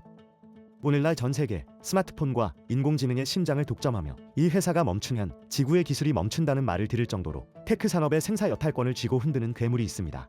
하지만 이 거대 제국의 시작은 실리콘밸리 거물들의 철저한 비웃음과 가스라이팅이었는데요. 자체 설계도 한 장 없이 난이시키는 하청 제조만 하겠다던 이들을 월가는 잡상인 취급하며 빈섰죠. 전 세계를 속인 기난적인 대신을 딛고 일어선 이 고독한 거인의 이름, 바로 TSMC의 이야기입니다. 철저한 무관심 속에서 눈물로 밤을 지새우며 조금씩 덩치를 키워가던 1990년대 후반의 TSMC. 이때 당시 반도체 시장을 지배하던 절대 강자 인텔이 끝밖에 손을 내밉니다. 너희의 하청 능력을 시험해보겠다며 자신들의 반도체 칩 일부를 발주한 것인데요. 대만의 엔지니어들은 기회라 믿었고 밤을 새워가며 인텔의 까다로운 기준과 수율을 완벽하게 맞춰냈습니다. 기술력을 증명하자 인텔은 거대한 대량 발주를 약속했고 TSMC는 드디어 탄탄대로가 열리는 줄 알았던 것이죠. 하지만 그것은 철저하게 계산된 거인의 덫이었습니다. 인텔의 진짜 목적은 주문이 아니라 하청업체인 TSMC의 핵심 제조 데이터와 공정 효율성을 합법적으로 훔쳐보는 것이었습니다. 데이터를 고스란히 손에 쥔 인텔은 내부 비공개 보고서에 대만의 기술력이 생각보다 위협적이니 물량을 주어 키워줄 필요가 없다고 결론지었죠. 그리고 약속했던 대량 발주를 일방적으로 취소해버립니다. 거대한 공장 라인이 통째로 텅 비어버린 TSMC는 막대한 감가상각비와 적자를 떠안으며 단숨에 벼랑 끝으로 내몰리고 말았는데요. 그러나 TSMC의 독종 DNA는 이 위기에서 폭발합니다. 창업자 모리스 창은 적을 탓할 시간에 적이 감히 따라올 수 없는 차원의 기술 장벽을 만들자며 전 직원을 24시간 쉬지 않고 돌리는 올빼미 부대를 창설합니다.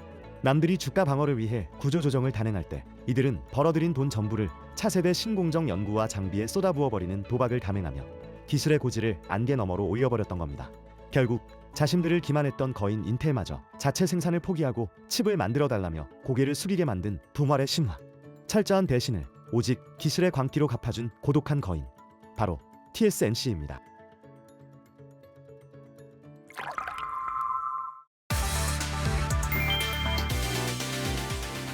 AI 반도체 초왕의 삼성전자와 SK하이닉스의 분기 합산 영업이익이 처음 150조 원을 넘어설 전망이다. FN 가이드에 따르면 오는 29일 실적을 발표하는 SK하이닉스의 2분기 영업이익 전망치는 64조 2,448억 원이다. 전년 동기보다 597% 넘게 급증한 수준으로 지난 1분기에 이어 사상 최대 실적을 다시 쓸 가능성이 크다. 예상 영업이익률은 76.3%다. HBM과 고용량 서버용 디램, 기업용 SSD 같은 고수익 제품 판매가 늘고 디램과 낸드 가격 상승까지 겹친 영향이다. 앞서 삼성전자는 2분기 잠정 영업이익 89조 4천억 원을 발표했다. SK하이닉스가 전망치에 부합하면 두 회사의 합산 영업이익은 150조 원을 웃돌게 된다.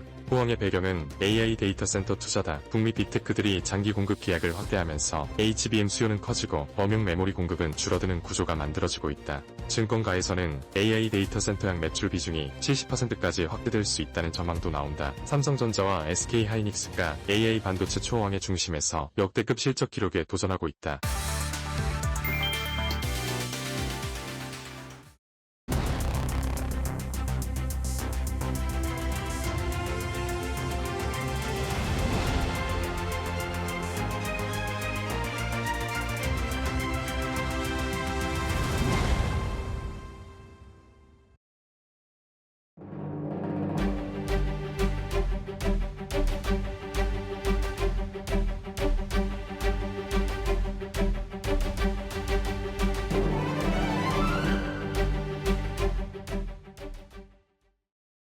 맥락 시간으로 이어가 보도록 하겠습니다. 오늘도 각 산업을 대표하는 전문가를 모시고 투자의 맥을 짚어보도록 하겠고요. 오늘은 미중경제연구소의 조용찬 소장과 함께하겠습니다. 안녕하십니까? 예, 안녕하십니까? 네, 반갑습니다.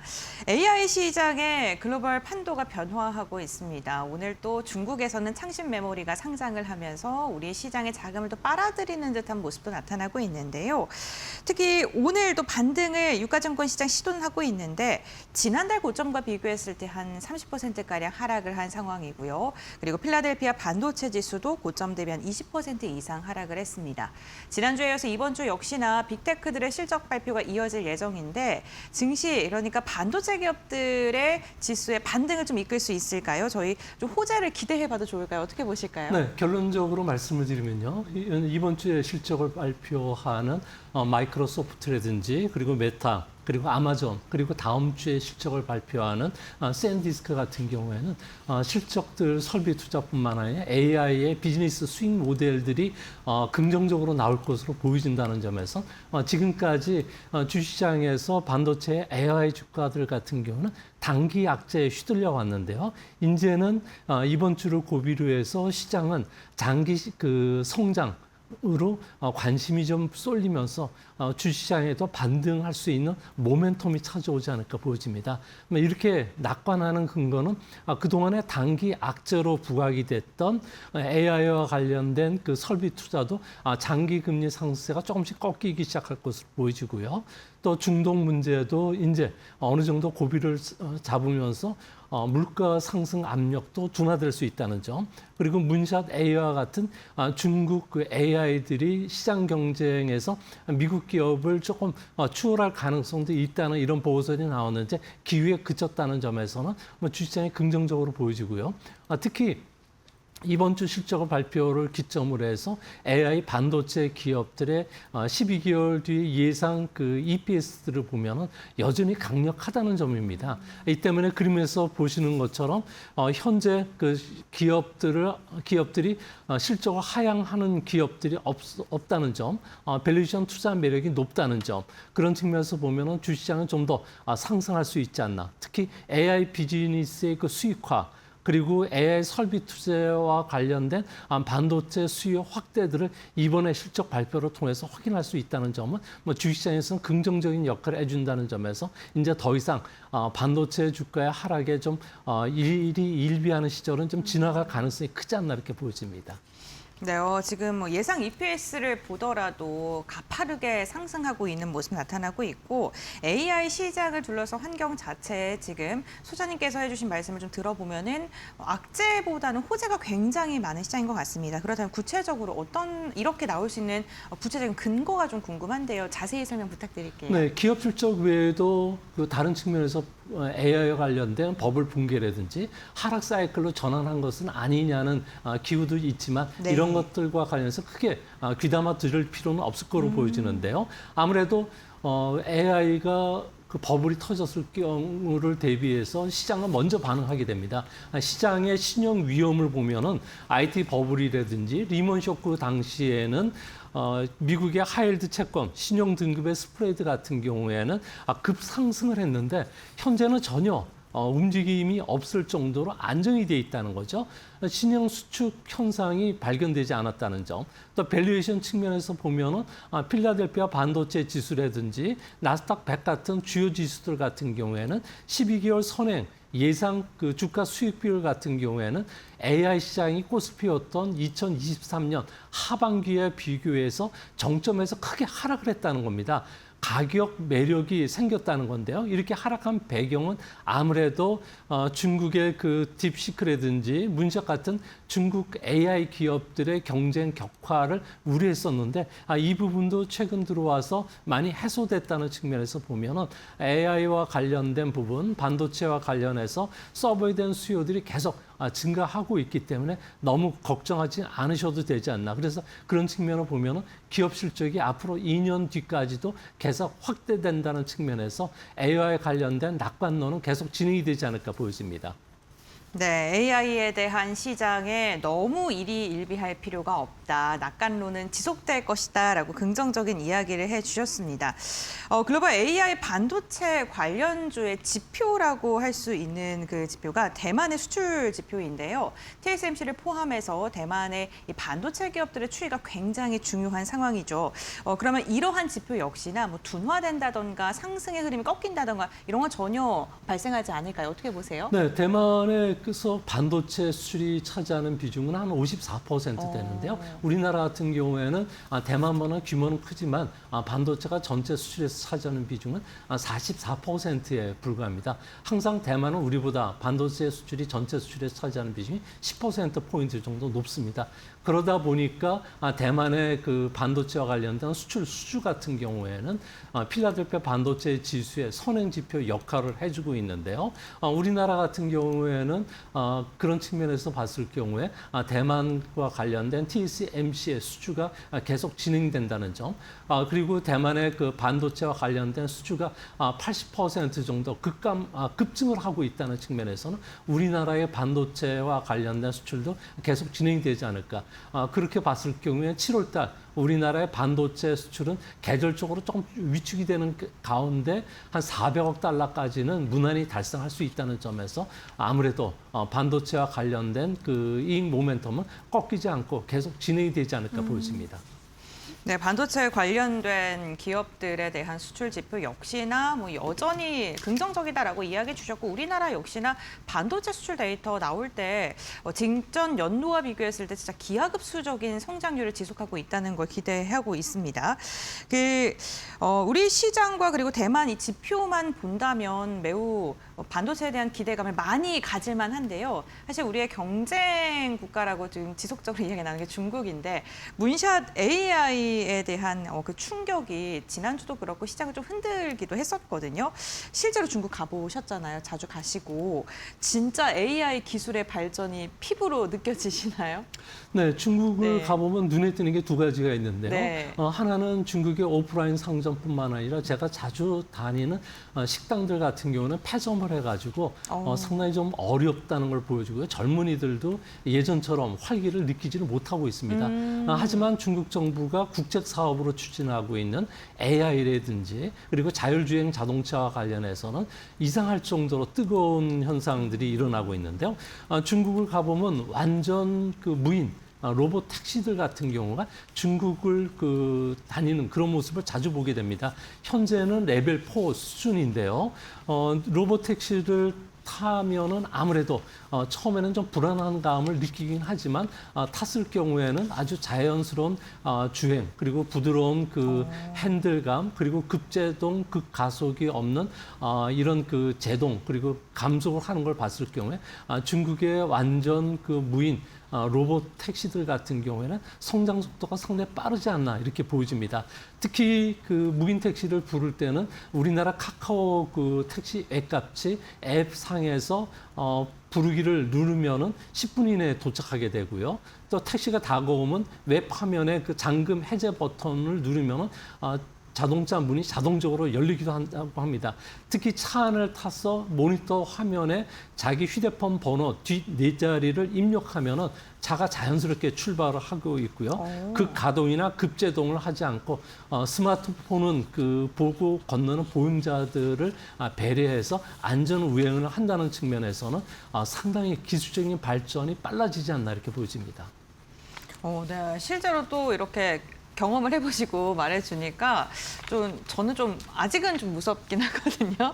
그래서 좀 놀랍기도 하고 하는데요. 근데 좀 사고가 발생이 됐을 때 어떻게 처리해야 되는지도 걱정이 되고, 그리고 교통사고가 어떠한 상황에서 좀 자주 일어나는지도 궁금합니다. 네, 교통사고는 좀 자주 일어나는 편인데요. 아무래도 기술 초기 네. 수준이기 때문에 그런 것으로 보여집니다. 로봇 택시에 대한 거부감을 중국인들이 많이 갖고 있는 것도 이런 사고 때문에 그런데요. 제가 타본 결과 잦은 통신 이상 현상들이 교차로라든지 대형 빌딩 사이에서는 통신이 원활하지 못하기 때문에 자동차가 섰다 가다 이런 현상들이 반복하게 되고요. 또 한 가지는 클라우드상의 그 원격 지원 체계가 아직 완성이 되어 있지는 못한 상태입니다. 그러다 보니까 프로그램상에 잦은 오작동이 있는 것으로 보여지고요.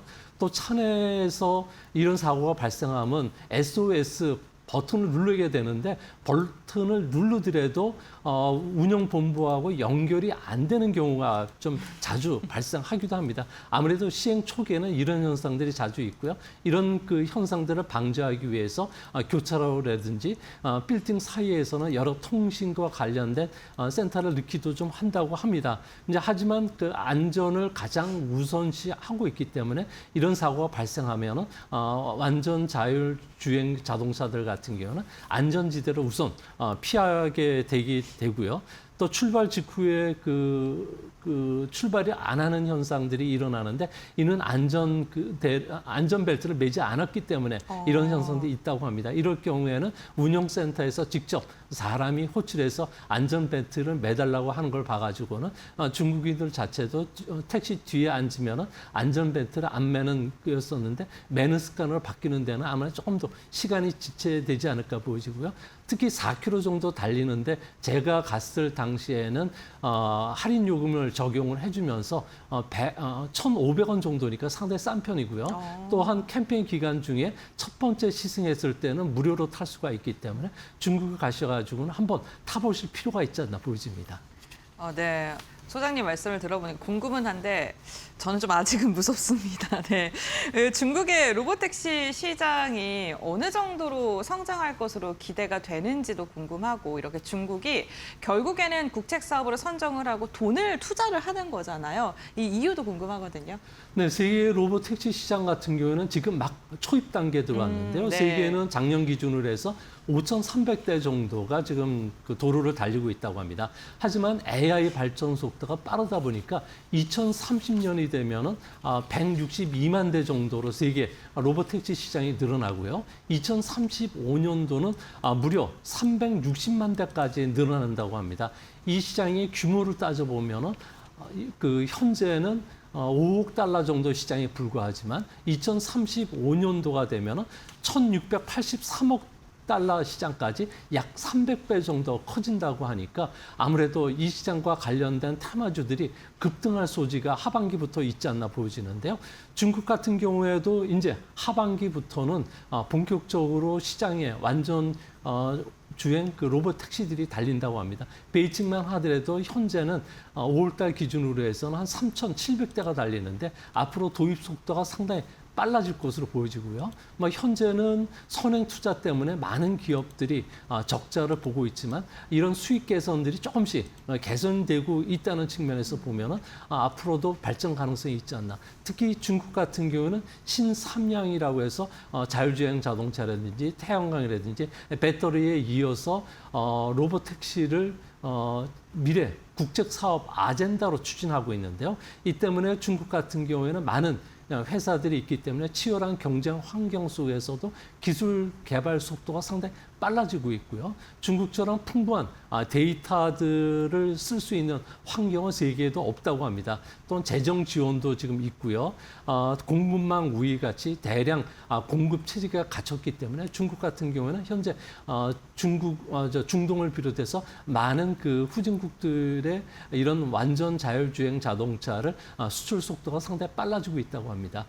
미국 같은 경우는 우버가 완전 자율주행 자동차와 관련된 택시 서비스를 하고 있고요. 일본도 하반기, 우리나라도 하반기부터는 서서히 시작될 수 있다는 측면에서 완전 자율주행과 관련된 AI 관련주라든지 이거와 관련된 회사에 대한 관심을 좀 두셔야 되지 않나 생각이 됩니다.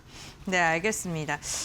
중국의 로봇 시장 성장이 뭐 세계 대부분을 좀 선도할 것으로 기대가 되고 있는 상황이네요. 이번 주에 또 주요 이벤트들 정말 많은데요. 그중에 대표적으로 FOMC 회의가 진행이 될 예정입니다.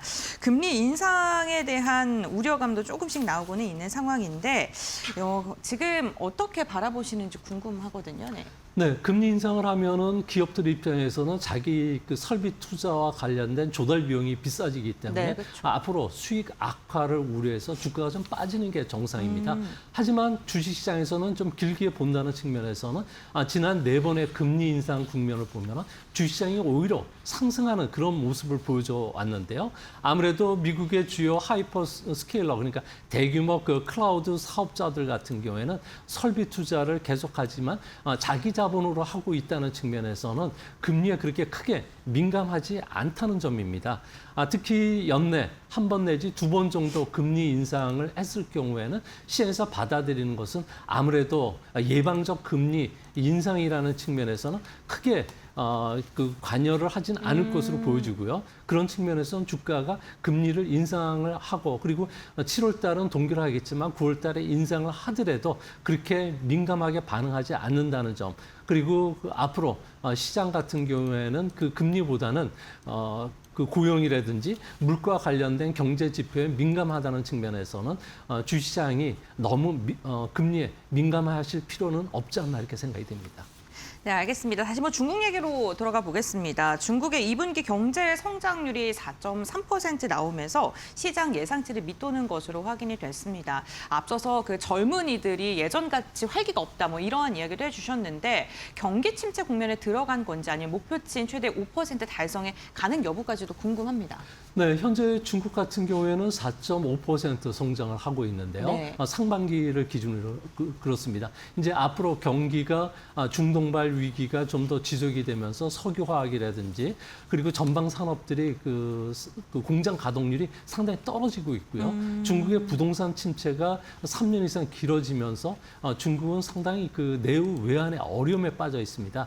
이 때문에 4.5%를 하회할 가능성이 크다는 점에서 이번에 중국 같은 경우에는 이번 주에 중국 안에서 중앙정치국 회의가 열린다고 합니다. 여기에서 소비 확대와 관련된 여러 가지 경기 부양책을 발표할 것으로 보여지는데요. 우리나라 돈으로 2030년까지 일경 한 2천조 원에 달하는 소비와 관련된 그 시장을 키우기 위한 여러 가지 조치들이 나올 것으로 보여지고요. 이뿐만 아니라 지준율 인하를 비롯한 금융 완화 그리고 대규모 재정 출동과 관련해서는 아무래도 1조 6천조 원 정도에 달하는 초장기 국채를 발행을 해서 인프라 투자라든지 부동산 시장과 관련된 자극 정책이 발표가 된다고 합니다. 하지만 이 정도 가지고는 경기를 끌어올리기는 어렵지만 앞으로 중국 정부가 부동산과 관련된 규제 완화에 서서히 나설 것으로 보여진다는 점에서 중국 같은 경우는 올해나 내년도에 경기가 최악의 국면에 찍겠지만 이후에는 경기가 다시 회복 국면에 탈 가능성도 있지 않나 이렇게 조심스럽게 예측을 해보게 됩니다. 네, 알겠습니다. 오늘 조용찬 소장과 함께 중국 경제에 대한 이야기 그리고 FOMC와 관련된 이야기를 나눠봤고요. 투자 전략 세우시는데 참고해 보시기 바라겠습니다. 소장님과의 말씀 오늘 여기까지 듣겠습니다. 고맙습니다.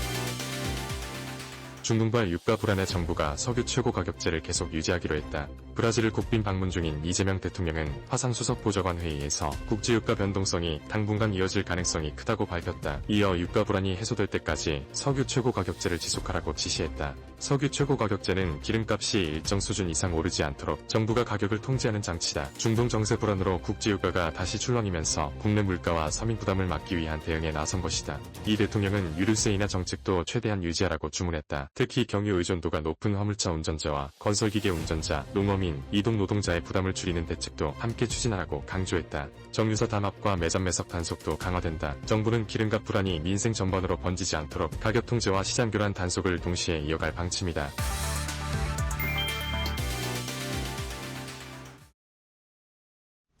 라스트 찬스 시간으로 이어가 보겠습니다. 오늘 우리 시장 이제 정규장 동시호가 상황으로 들어갔습니다. 양대 지수 일제히 상승으로 마감할 것으로 예상되는데요. 오늘 시장에 대한 주요 특징과 내일장 전략까지 한번 알아보도록 하겠습니다. 메리츠증권의 김경국 차장과 함께합니다. 안녕하십니까? 네, 안녕하세요. 네, 반갑습니다. 오늘 유가증권 시장이 다행히 반등을 하면서 마감할 것으로 예상되는데요. 차장님께서는 오늘 국내 증시 어떻게 보셨을까요? 네, 일단은 장 초반 굉장히 좀 좋지 않은 모습 보여줬고요. 오늘 CXMT라는 중국의 이제 반도체 회사가 상장하는 날이기도 했습니다. 그래서 수급적으로 글로벌 시장에서 자금이 좀 지난주부터 좀 빠져 나가는 것이 아닌가 이런 이야기가 계속해서 좀 나왔었고, 삼성전자 하이닉스 장 초반 좋지 않은 모습 보여줬기 때문에 코스피 지수 같은 경우에는 하락세로 일단 출발한 상황이었고요. 근데 장 후반 들어서 반등이 나오면서 현재 시장은 과도한 매도 국면에서 바닥 찾기가 계속해서 좀 진행되고 있다, 그렇게 좀 생각하고 있는데, 오늘 CXMT 이슈를 가지고 이제 노무라 증권에서는 목표 주가를 이제 116 위안까지 삼으면서 현재 시가총액 기준으로 봤을 때 한 2배 정도의 목표 주가를 잡아놨거든요. 이런 상황에서 본다면 여전히 메모리 업체들의 업황이 굉장히 좋구나, 이것을 반증하는 모양이기도 하고요. 그리고 삼성전자 하이닉스가 오히려 CXMT 시가총액이 계속 늘어나면서 일단은 가치가 부각될 수 있는, 현재 노무라 증권에서 평가하고 있는 PER 기준으로 목표 주가 예상 시가총액 기준으로 보자면 PER 한 20배 정도까지 목표 주가를 잡아놓은 상황이거든요. 그래서 미국의 마이크론이 PER 기준으로 10배 정도에서 움직이고 있는 상황이고, 삼성전자 하이닉스가 5배 언더에서 움직이고 있는 상황이기 때문에 여전히 삼성전자 하이닉스 롱텀하게는 매우 좋은 가격대에서 현재 움직이고 있는 상황이고요. 이런 부분이 이제 시장의 장 후반 들어서 투심을 좀 강화시키면서 돌리는 모습이 좀 나왔다, 그렇게 좀 말씀드리고 싶고, 금요일 기준으로, 그러니까 오늘 말고 금요일 기준으로 MDD가 대략 코스피 기준으로 한 27%까지 빠진 상황이고요. 코스닥은 대략 한 39%, 한 40%에 육박했던 상황이었기 때문에 MDD 기준으로 이제 코로나 때 금융위기 정도, 그 정도의 MDD를 기록했습니다. 하지만 신용잔고 같은 경우에는 지수에 하락한 만큼 코스닥은 신용잔고가 하락했는데, 반면에 이제 코스피 같은 경우에는 신용잔고가 그렇게 급락하지 않은 모습이었거든요. 그래서 지난주부터는 이제 신용잔고가 급격하게 해소되는 구간이 나오면서 현재 MDD 기준으로 신용잔고가 대략 한 16%에서 17% 정도까지 내려와 있는 상황이기 때문에 지난주는 신용 물량의 해소 과정으로 인한 삼성전자 하이닉스의 매도로 인한 코스피의 급락이 나왔다, 이렇게 해석하시면 될 것 같고, 이제 지수가 올라감으로 인해서 또 MDD 신용잔고가 해소되는 부분이 또 있거든요. 그래서 아마도 이번 주 정도가 신용잔고를 충분히 해소하는 구간에 돌입할 것으로 보고 있다. 그래서 삼성전자 하이닉스를 맨 마지막으로 해서 아마도 지수는 바닥을 찾으려는 움직임이 본격적으로 나올 가능성이 있다, 그렇게 보고 있고, 특히 이제 오늘 지난주에 신재생 에너지 섹터가 굉장히 좋았는데 시장의 변동성이 굉장히 큰 상황에서 조그만 악재에도 반응하는, 유가가 오늘 장 초반에 굉장히 급등하는 모습이 나왔고, 특히 이제 두산 퓨얼셀 같은 종목들은 대규모 적자가 나오면서 실적 부분이 미스가 나면서 급락하는 모습 보여줬거든요. 그래서 SK 이터닉스 같은 종목들, 그리고 두산 퓨얼셀 같은 종목들, 지난주에 강세를 보였던 신재생 에너지 섹터가 급락이 나오는 반면에 로봇 섹터나 바이오 섹터, 여러 가지 소부장 관련된 섹터도 마찬가지고요. 오늘 그동안 지난주에 좀 부진했던 섹터 위주로 수급이 확산되는 분위기가 드디어 나오고 있다. 그래서 하반기에는 이번 조정의 국면, 그러니까 급락의 국면에 어느 정도 수급적인 요인이 해소가 된다면 섹터의 확산과 더불어서 코스닥 섹터 위주, 코스닥 위주의 반등이 나올 가능성이 매우 높다, 그렇게 좀 전망하고 있습니다.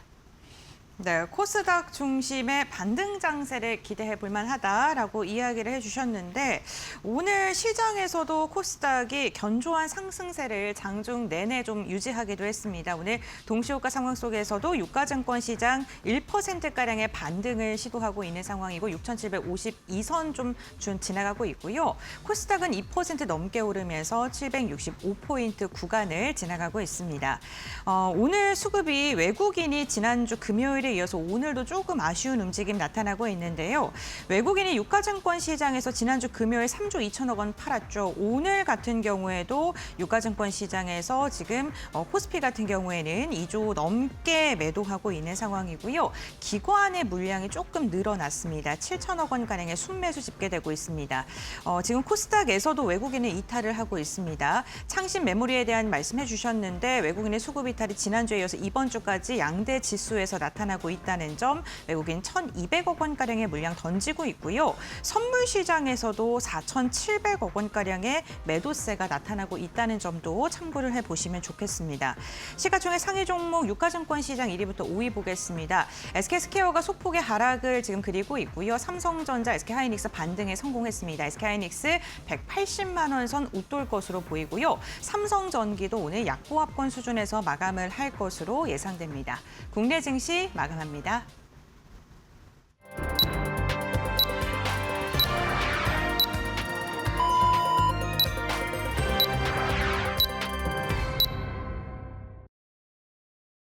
네, 7월 27일 월요일장 마감했습니다. 오늘 국내 증시가 그래도 상승으로 가닥을 잡으면서 마무리하는 데 성공했는데요. 글로벌 AI 서밋 관련된 모멘텀 붙으면서 오늘 코스피, 코스닥 그래도 반도체주가 장후반으로 갈수록 견조했습니다. 특히 중국에서 창신 메모리의 상장과 함께 국내주로도 반도체주들 다시 투심이 좀 불이 붙는 듯한 모습을 보였는데요. 코스피 시장 안에서 트레이딩 뷰를 통해서 자세한 업종별 흐름도 함께 살펴보겠습니다. 오늘 삼성전자와 SK하이닉스가 장중 변동성을 보이긴 했지만 그래도 결국에 2%, 3% 넘는 상승으로 각각 마감했습니다. 오늘 창신 메모리 관련해서 지금 중국 시총 1위를 달성했다. 8위 안으로 상장을 했는데 시초가 대비 5배 이상 가격이 급등했다라는 소식이 나왔는데요. 수급에 대해서 이동을 하지 않을까 하는 불안감은 있었지만 그래도 삼성전자와 SK하이닉스 수급이 뒷받침되면서 개인의 수급이 뒷받침되면서 시장 안에서 상승불로 마무리하는 데 성공했습니다. 그리고 오늘 은행 금융지주단도 그래도 견조했습니다. KB금융이 0.6% 상승이고요. 신한지주도 1% 상승 마감했습니다. 특히나 그 안에서 우리 금융지주가 가장 크게 올랐는데 1,500억가량의 자사주 소각 모멘텀이 붙었다라는 점 말씀드립니다. 그리고 오늘 네이버가 시장의 주인공이었다라고 봐도 과언이 아닙니다. 오늘 시장 장초반부터 강하게 튀어오르면서 네이버가 엔비디아와의 협력 소식에 장초반부터 굉장히 좋았습니다. 결국에 8% 이상 상승으로 마감 짓는 데 성공했는데요. 엔비디아가 3대 주주가 된다라는 소식까지 나오면서 네이버가 이제 AI 인프라 기업으로 도약한다라는 그러한 기대감이 시장에 작용했습니다. 관련된 AI 인프라주도 일제히 오르면서 삼성 SDS 3.8% 가까이 상승했습니다. 현대 오토에버 같은 경우에는 현대차와 기아에 GPU 서버를 공급한다라는 소식 부각되면서 오늘 4% 가까운 상승으로 마감 지었습니다. 이외에 오늘 하나오션이 장후반으로 갈수록 반등했는데요. 실적에서 수익성 개선이 확인이 되면서 1% 가까운 상승으로 마감 지었고요. HD 한국조선해양도 1.75% 상승으로 마감했습니다. 다만 오늘 조금 아쉬웠던 점은 방산주의 급락입니다. 방산주 현대로템의 어닝 쇼크와 함께 투심이 급격히 악화되면서 한화에어로스페이스도 8% 넘게 급락했고요. 이외에도 한국항공우주, 하나시스템 일제히 빠졌습니다. 그리고 또 국제 유가가 하락했다라는 점도 영향을 미쳤는데 트럼프 대통령이 2주간의 공습을 중단했다라고 밝히면서 국제유가가 하락, 방산주의 모멘텀으로는 작용하지 못했고요. 오히려 항공주들로는 수혜 기대감이 작용하면서 대한항공이 5%, 4% 가까운 상승으로 마감했습니다. 코스닥도 함께 열어보겠습니다. 오늘 코스닥도 기술주가 굉장히 좋았습니다. 특히 창신 메모리의 이러한 주가 급등에 따라 오늘 반도체 소부장이 굉장히 좋았는데요. CXMT에 장비를 공급하는 회사들 위주로 시장에서 강한 상승 탄력이 붙었습니다. 특히 테스 같은 경우에는 장비를 공급하고 있는데 4% 가까이 올랐고요. 이외에도 나머지 반도체 소부장이 받쳐주면서 오늘 코스닥 지수를 이끌었습니다.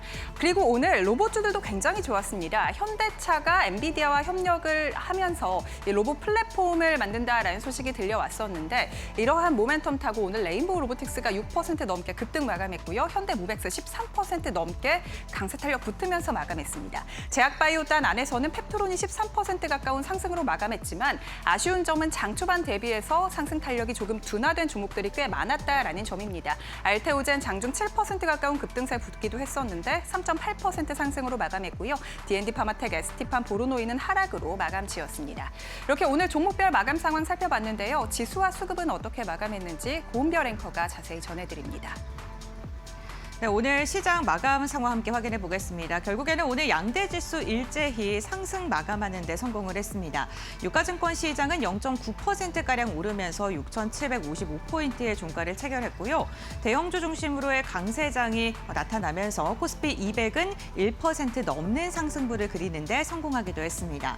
코스닥 역시나 오늘 장중 내내 견조한 움직임 이어가면서 2%가량의 오름세가 집계가 되기도 했었습니다.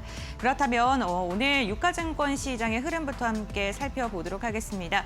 코스피 오늘 출발 상황은 괜찮았었습니다. 6,800선에서 좀 좋은 출발을 알렸었는데 보시는 것처럼 10시 반을 기점으로 중국 시장의 개장과 함께 시장이 밀리는 모습이 나타났었고요.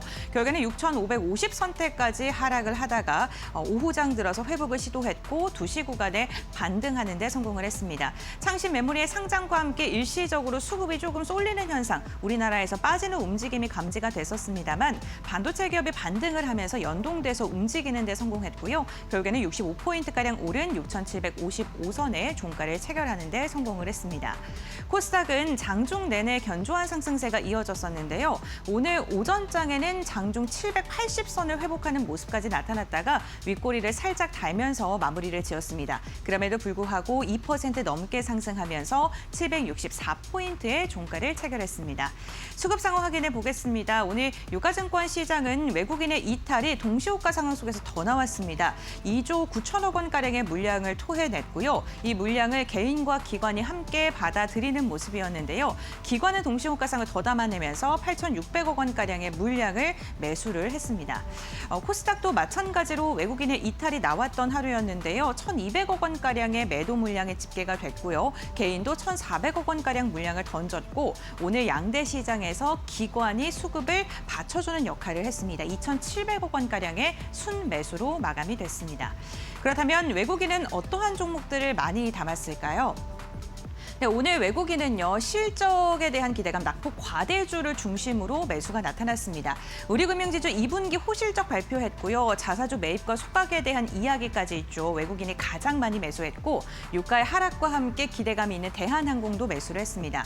현금을 많이 갖고 있는 기업이 삼양식품에 대해서도 세 번째로 유가증권 시장에서 많이 담아냈고요. LRG 디펜스와 대덕전자와 같이 방산주 오늘 조정받는 구간 속에서 매수를 선택했다는 점도 특징적입니다. 코스닥에서도 GNC에너지가 오늘 20% 가까이 급락을 했습니다. 오늘 신재생 에너지의 주가가 굉장히 부진했는데 낙폭 과대에 따른 매수세가 유입이 됐고요. 실리콘투, 하나마이크론, 파도와 같이 화장품과 반도체 기업들을 향해서도 매수를 선택을 했습니다. 코오롱 티슈진이 오늘 7거래일 만에 반등을 시도했는데요. TGC에 대한 임상에 대한 실망감 속에 급락세가 연출됐었고 6거래일간 70% 이상의 주가의 하락이 나왔습니다. 오늘은 저가 매수세가 유입되면서 외국인이 좀 많이 담아냈고요. 6%가량 상승한 15,910원 선에서 종가를 체결하는 데 성공을 했습니다. 다음으로는 기관의 매수 우위 종목도 함께 확인해 보겠습니다. 반면 기관은 이재명 대통령이 남미와 그리고 북미 순방길에 나선 가운데 관련돼서 수혜가 기대가 되는 종목을 중심으로 매수를 했습니다.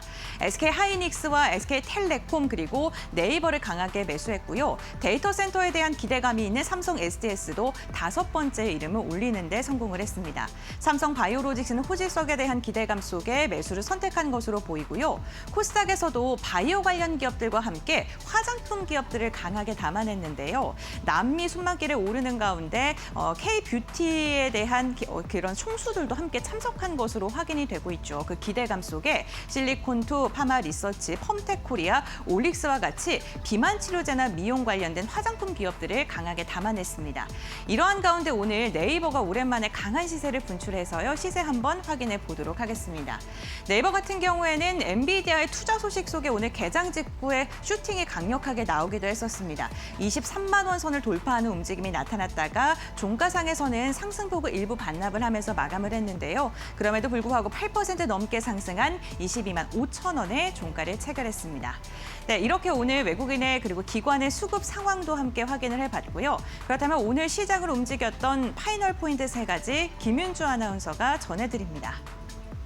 네, 오늘 코스피와 코스닥이 상승으로 마감을 해줬는데 시장에서 어떤 포인트들이 있었는지 첫 번째 포인트부터 바로 열어보도록 하겠습니다.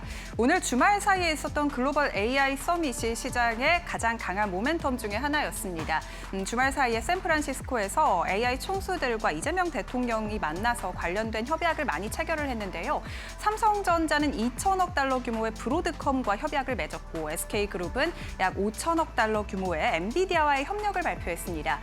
합쳐서 반도체에서만 7,500억 달러, 이외에도 피지컬 AI 그리고 데이터 센터를 합치면 9,500억 달러 규모의 6건의 MOU가 체결됐습니다. 이러한 모멘텀 안고 오늘 우리 시장에서 반도체주가 그래도 끝에 갈수록 힘이 붙으면서 삼성전자, SK하이닉스 상승으로 마감해줬고요. 관련된 협약 내용 나온 네이버 같은 경우에도 급등으로 마감을 했었죠. SK텔레콤이나 AI 인프라 관련된 종목들도 오늘 시세를 받아갔습니다.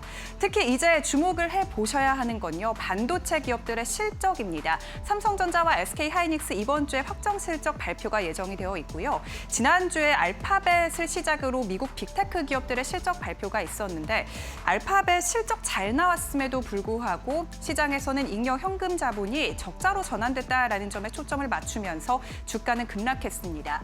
반도체 투자 심리가 여전히 긍정적이다라는 점에 조금 더 초점을 맞춰야 한다라는 증권가의 코멘트 나오고 있는 가운데 이번 주에 MS와 메타 실적도 발표될 예정이니까요. 시장이 이 빅테크들의 실적을 어떻게 해석할지 눈여겨보시는 게 중요할 것 같습니다. 그리고 오늘 또 창신 메모리가 중국에서 상장했습니다. 시초가 대비해서 452% 가까이 장중 폭등하기도 했었고요. 반도체 관련된 수급이 이어지고 있다는 점 글로벌 시장에서 확인됩니다. 두 번째 포인트 바로 열어보시죠. 오늘 두 번째 포인트는 네이버입니다. 오늘 네이버가 오랜만에 시세를 내줬습니다. 프리마켓에서는 25만 원 선을 넘어서기도 했고요. 정규장에서는 23만 원 선을 터치하기도 했습니다. 엔비디아와의 협력 주말 사이에 나온 데 이어서 오늘 아침에 또 추가적인 협력 소식이 나왔는데 네이버를 대상으로 제3자 배정 유상 증자를 한다라는 소식이었습니다. 엔비디아가 이로써 제3대 주주가 되는 건데요. 1.4조 원 규모입니다. 이렇게 된다면 브룩필드와 90억 달러의 투자 그리고 엔비디아의 10억 달러의 투자를 앞서 주말 사이에 밝힌 바 있는데 대주주까지 되면서 엔비디아와의 협력이 더 공고화됐다라는 게 드러났습니다. 예시를 들어보자면 네이버가 카페를 차린다고 했을 때 카페 장비를 공급하는 게 엔비디아 그리고 이 땅을 사주는 게 브룩필드라고 보면 쉬운데요. 글로벌 빅테크들과의 이러한 대규모 공급 계약, 투자 소식이 더해지면서 오늘 네이버 주가에 힘이 붙었다라는 점까지 확인됩니다. 이제 네이버가 단순 쇼핑 플랫폼을 넘어서 AI 플랫폼, AI 팩토리 기업이 됐다라는 평가가 나오면서 오늘 주가 8% 넘는 상승으로 마무리 지었습니다. 세 번째 포인트 열어보겠습니다. 오늘 세 번째 포인트는 화장품입니다. 지금 이재명 대통령이 중남미 순방길에 오른 가운데 오늘 화장품주가 관련 협력 기대감이 강하게 작용하면서 상승으로 마감한 종목들이 꽤 많았습니다. 지금 K-뷰티의 수장들이 한미 브라질 경제 사절단에 합류했다라는 소식이 들려왔기 때문인데요. 그간 기술주 위주로 구성됐던 한미 경제사절단이 이제 화장품 기업들의 수장까지 합류하면서 화장품주의 위상이 높아졌다라는 게 증명이 됐고요. 이 브라질에서 지금 브라질이 화장품 관련해서 세계 3위 시장인데 규제가 해소되고 협력이 더 확대되지 않을까 하는 기대감이 작용하면서 오늘 시장에서 올라졌다라는 게 확인됩니다. 그리고 앞서 화장품 수출도 굉장히 잘 나왔었는데요. 올해 상반기에만 화장품 수출 57억 달러를 기록하면서 역대 최대 수출을 기록한 바 있습니다. 중남미 수출만 131% 가까이 급증했는데 이렇게 수출 데이터가 잘 나오고 있는 중남미 시장에 K-뷰티 사절단이 출국했다라는 점이 오늘 모멘텀으로 작용했습니다. 이렇게 오늘 포인트 함께 짚어봤습니다. 네, 이렇게 월요일장 정규장이 마무리가 됐습니다. 오늘 시장은 그래도 힘내줬다라고 좀 볼 수 있을 것 같은데요. 그렇다면 내일 시장은 또 분위기가 어떻게 흘러갈지 내일장 전략 이어서 알아보도록 하겠습니다. 차장님, 내일 시장 좀 어떤 부분 주목하면 좋을까요? 네, 그래도 마지막에 일단 네. 반등이 좀 나왔다는 것을 좀 긍정적으로 해석해봐도 되지 않을까 싶고요. 일단 아까도 말씀드렸다시피 여전히 하반기에는 일단은 피해 상승으로 인한 삼성전자 하이닉스의 독주가 상반기에 있었고 하반기에는 오히려 좀 섹터가 확산되면서 오히려 기회를 받을 수 있는 섹터가 좀 많을 것 같다 이렇게 보고 있는데 그중에서도 여전히 하반기 이제 대규모 투자를 기다리고 있는 소부장 업체들의 주가 흐름이 굉장히 좀 좋을 것 같다 그렇게 예상하고 있는데 그중에서도 IT 부품 쪽에 이제 삼성전기를 필두로 한 이제 기판과 MLCC 관련된 업체들의 주가 흐름도 한번 기대해 볼 만하다 뭐 이렇게 좀 말씀드리고 싶은데 그중에서도 상반기에는 기판 업체들의 주가 흐름이 굉장히 좋았습니다. 이제 대덕전자, 뭐 심텍 그리고 삼성전기, LG이노텍 마찬가지였습니다. 근데 하반기에는 현재 상황 돌아가는 걸 보니 MLCC의 이제 공급이 좀 제한적이기 때문에 현재 쇼티지가 굉장히 크게 일어나고 있는 상황이고 AI 데이터 센터에 들어가는 AI용 MLCC의 쇼티지도 좀 심각한 상황이다. 글로벌 시장에서 AI용 MLCC를 생산할 수 있는 업체는 일본의 무라타 그리고 한국의 이제 삼성전기 정도인데 80에서 90%를 공급하고 있는 상황입니다. 근데 이들의 수율이 현재 한 30% 정도밖에 나오고 있지 않은 상황이기 때문에 확실하게 공급을 해주고 있지 못하는 상황이고요. 다른 MLCC 업체들 오히려 이런 무라타와 삼성전기가 AI용 MLCC로 전환 투자를 계속해서 하고 있는 상황이기 때문에 오히려 이제 범용 MLCC를 생산하고 있는 뭐 대만의 야교라든지 뭐 이런 회사들의 쇼티지도 굉장히 좀 심화되고 있는 상황이다. 그리고 이런 기회를 이용해서 대만의 MLCC 업체들이 가격을 조금씩 올리고 있는 상황이거든요. 이런 점을 봤을 때 MLCC 전체적인 업황 자체가 굉장히 쇼티지가 오래될 것 같다. 장기화될 것 같다. 그리고 가격 인상의 폭도 우리가 이제 메모리 가격이 인상했던 것처럼 똑같은 시나리오가 이 MLCC 판에서도 나올 가능성이 매우 높다. 그렇게 보고 있습니다. 그래서 삼성전기가 현재 시가총액이 100조가 깨진 상황이고 100조 언저리에서 움직이고 있는 상황인데 이런 부분이 밸류에이션 해보자면 내년 실적 기준으로 봤을 때 삼성전기가 PR 기준으로 대략 한 30배 정도에서 움직이고 있는 상황입니다. 그리고 대만에 있는 MLCC 업체들의 평균 PR이 대략 한 35배 정도에서 움직이고 있는 상황이고 글로벌 넘버원인 무라타도 현재 35배 정도에서 움직이고 있는 상황입니다. 그래서 삼성전기가 그전에 상반기에 급등했을 시에는 밸류에이션이 좀 과도하다. 그러니까 실적 대비해서는 좀 과도한 밸류에이션을 받은 것이 맞습니다. 하지만 하반기 주가가 좀 할인된 가격에서 움직이고 있는 상황에서는 여전히 MLCC 업황을 제대로 반영하면서 주가의 상방을 좀 열을 가능성이 매우 높다. 그리고 코스닥에 상장되어 있는 밑단의 MLCC 업체들 같은 경우에는 이제 사마콘덴서와 아머텍 같은 회사들도 실적 개선 속도가 굉장히 좀 빠를 것으로 보고 있기 때문에 MLCC 업황 자체가 굉장히 좋아지는 그림으로 간다. 그래서 소부장 업체들의 주가 흐름을 뭐 장비주도 마찬가지지만 IT 부품 업체들의 일단은 밸류에이션도 굉장히 가격이 떨어지면서 많이 이제 사볼 만한 가격대에 진입했다. 그렇게 좀 말씀드리고 싶습니다. 네. 네, MLCC 관련된 기업들 하반기에 주목해 보자라고 말씀을 해주셨는데 그렇다면 내일장에서 저희가 좀 주목해 볼 만한 종목 MLCC 기업일까요?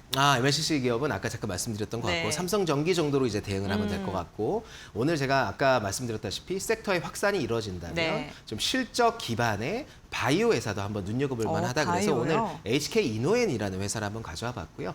이 회사 간단히 좀 말씀드리면 이 회사는 역류성 식도염 치료제를 국내에서 열심히 팔고 있는 회사이고 K캡으로 유명한 신약을 개발해서 팔고 있는 회사입니다. 근데 이 회사의 주요 포인트는 일단은 중국향 로열티가 계속해서 증액되고 있는 상황에 있습니다. 작년에 테거프라잔의 로열티가 한 140억 정도 잡혔는데 올해는 한 190억 정도가 중국에서 잡힐 것으로 보고 있고요.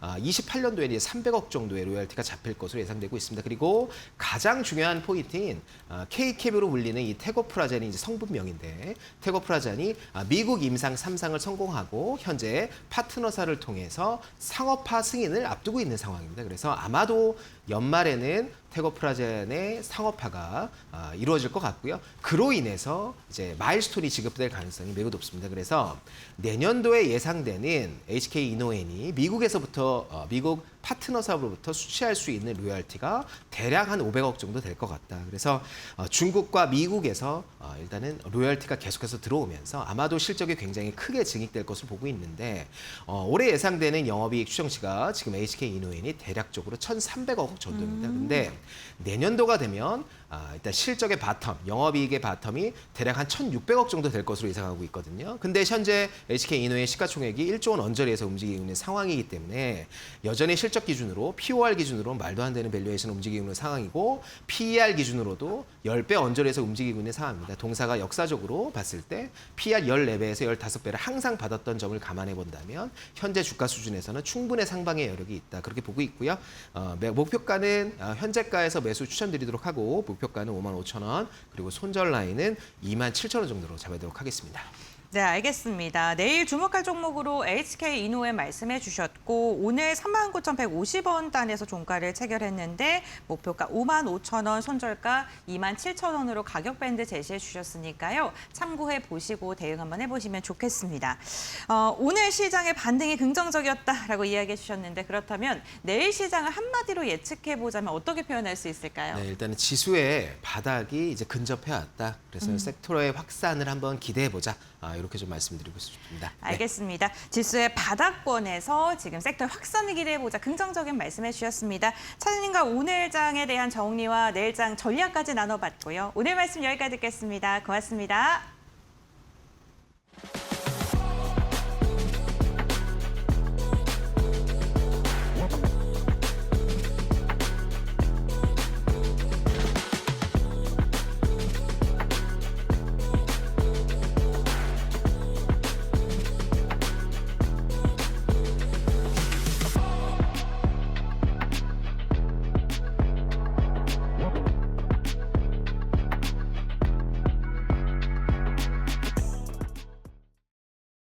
오늘 저희가 준비한 소식은 여기까지입니다. 내일도 현명한 투자 전략으로 여러분들과 함께하겠습니다. 마감은 언제나 파이널 샷!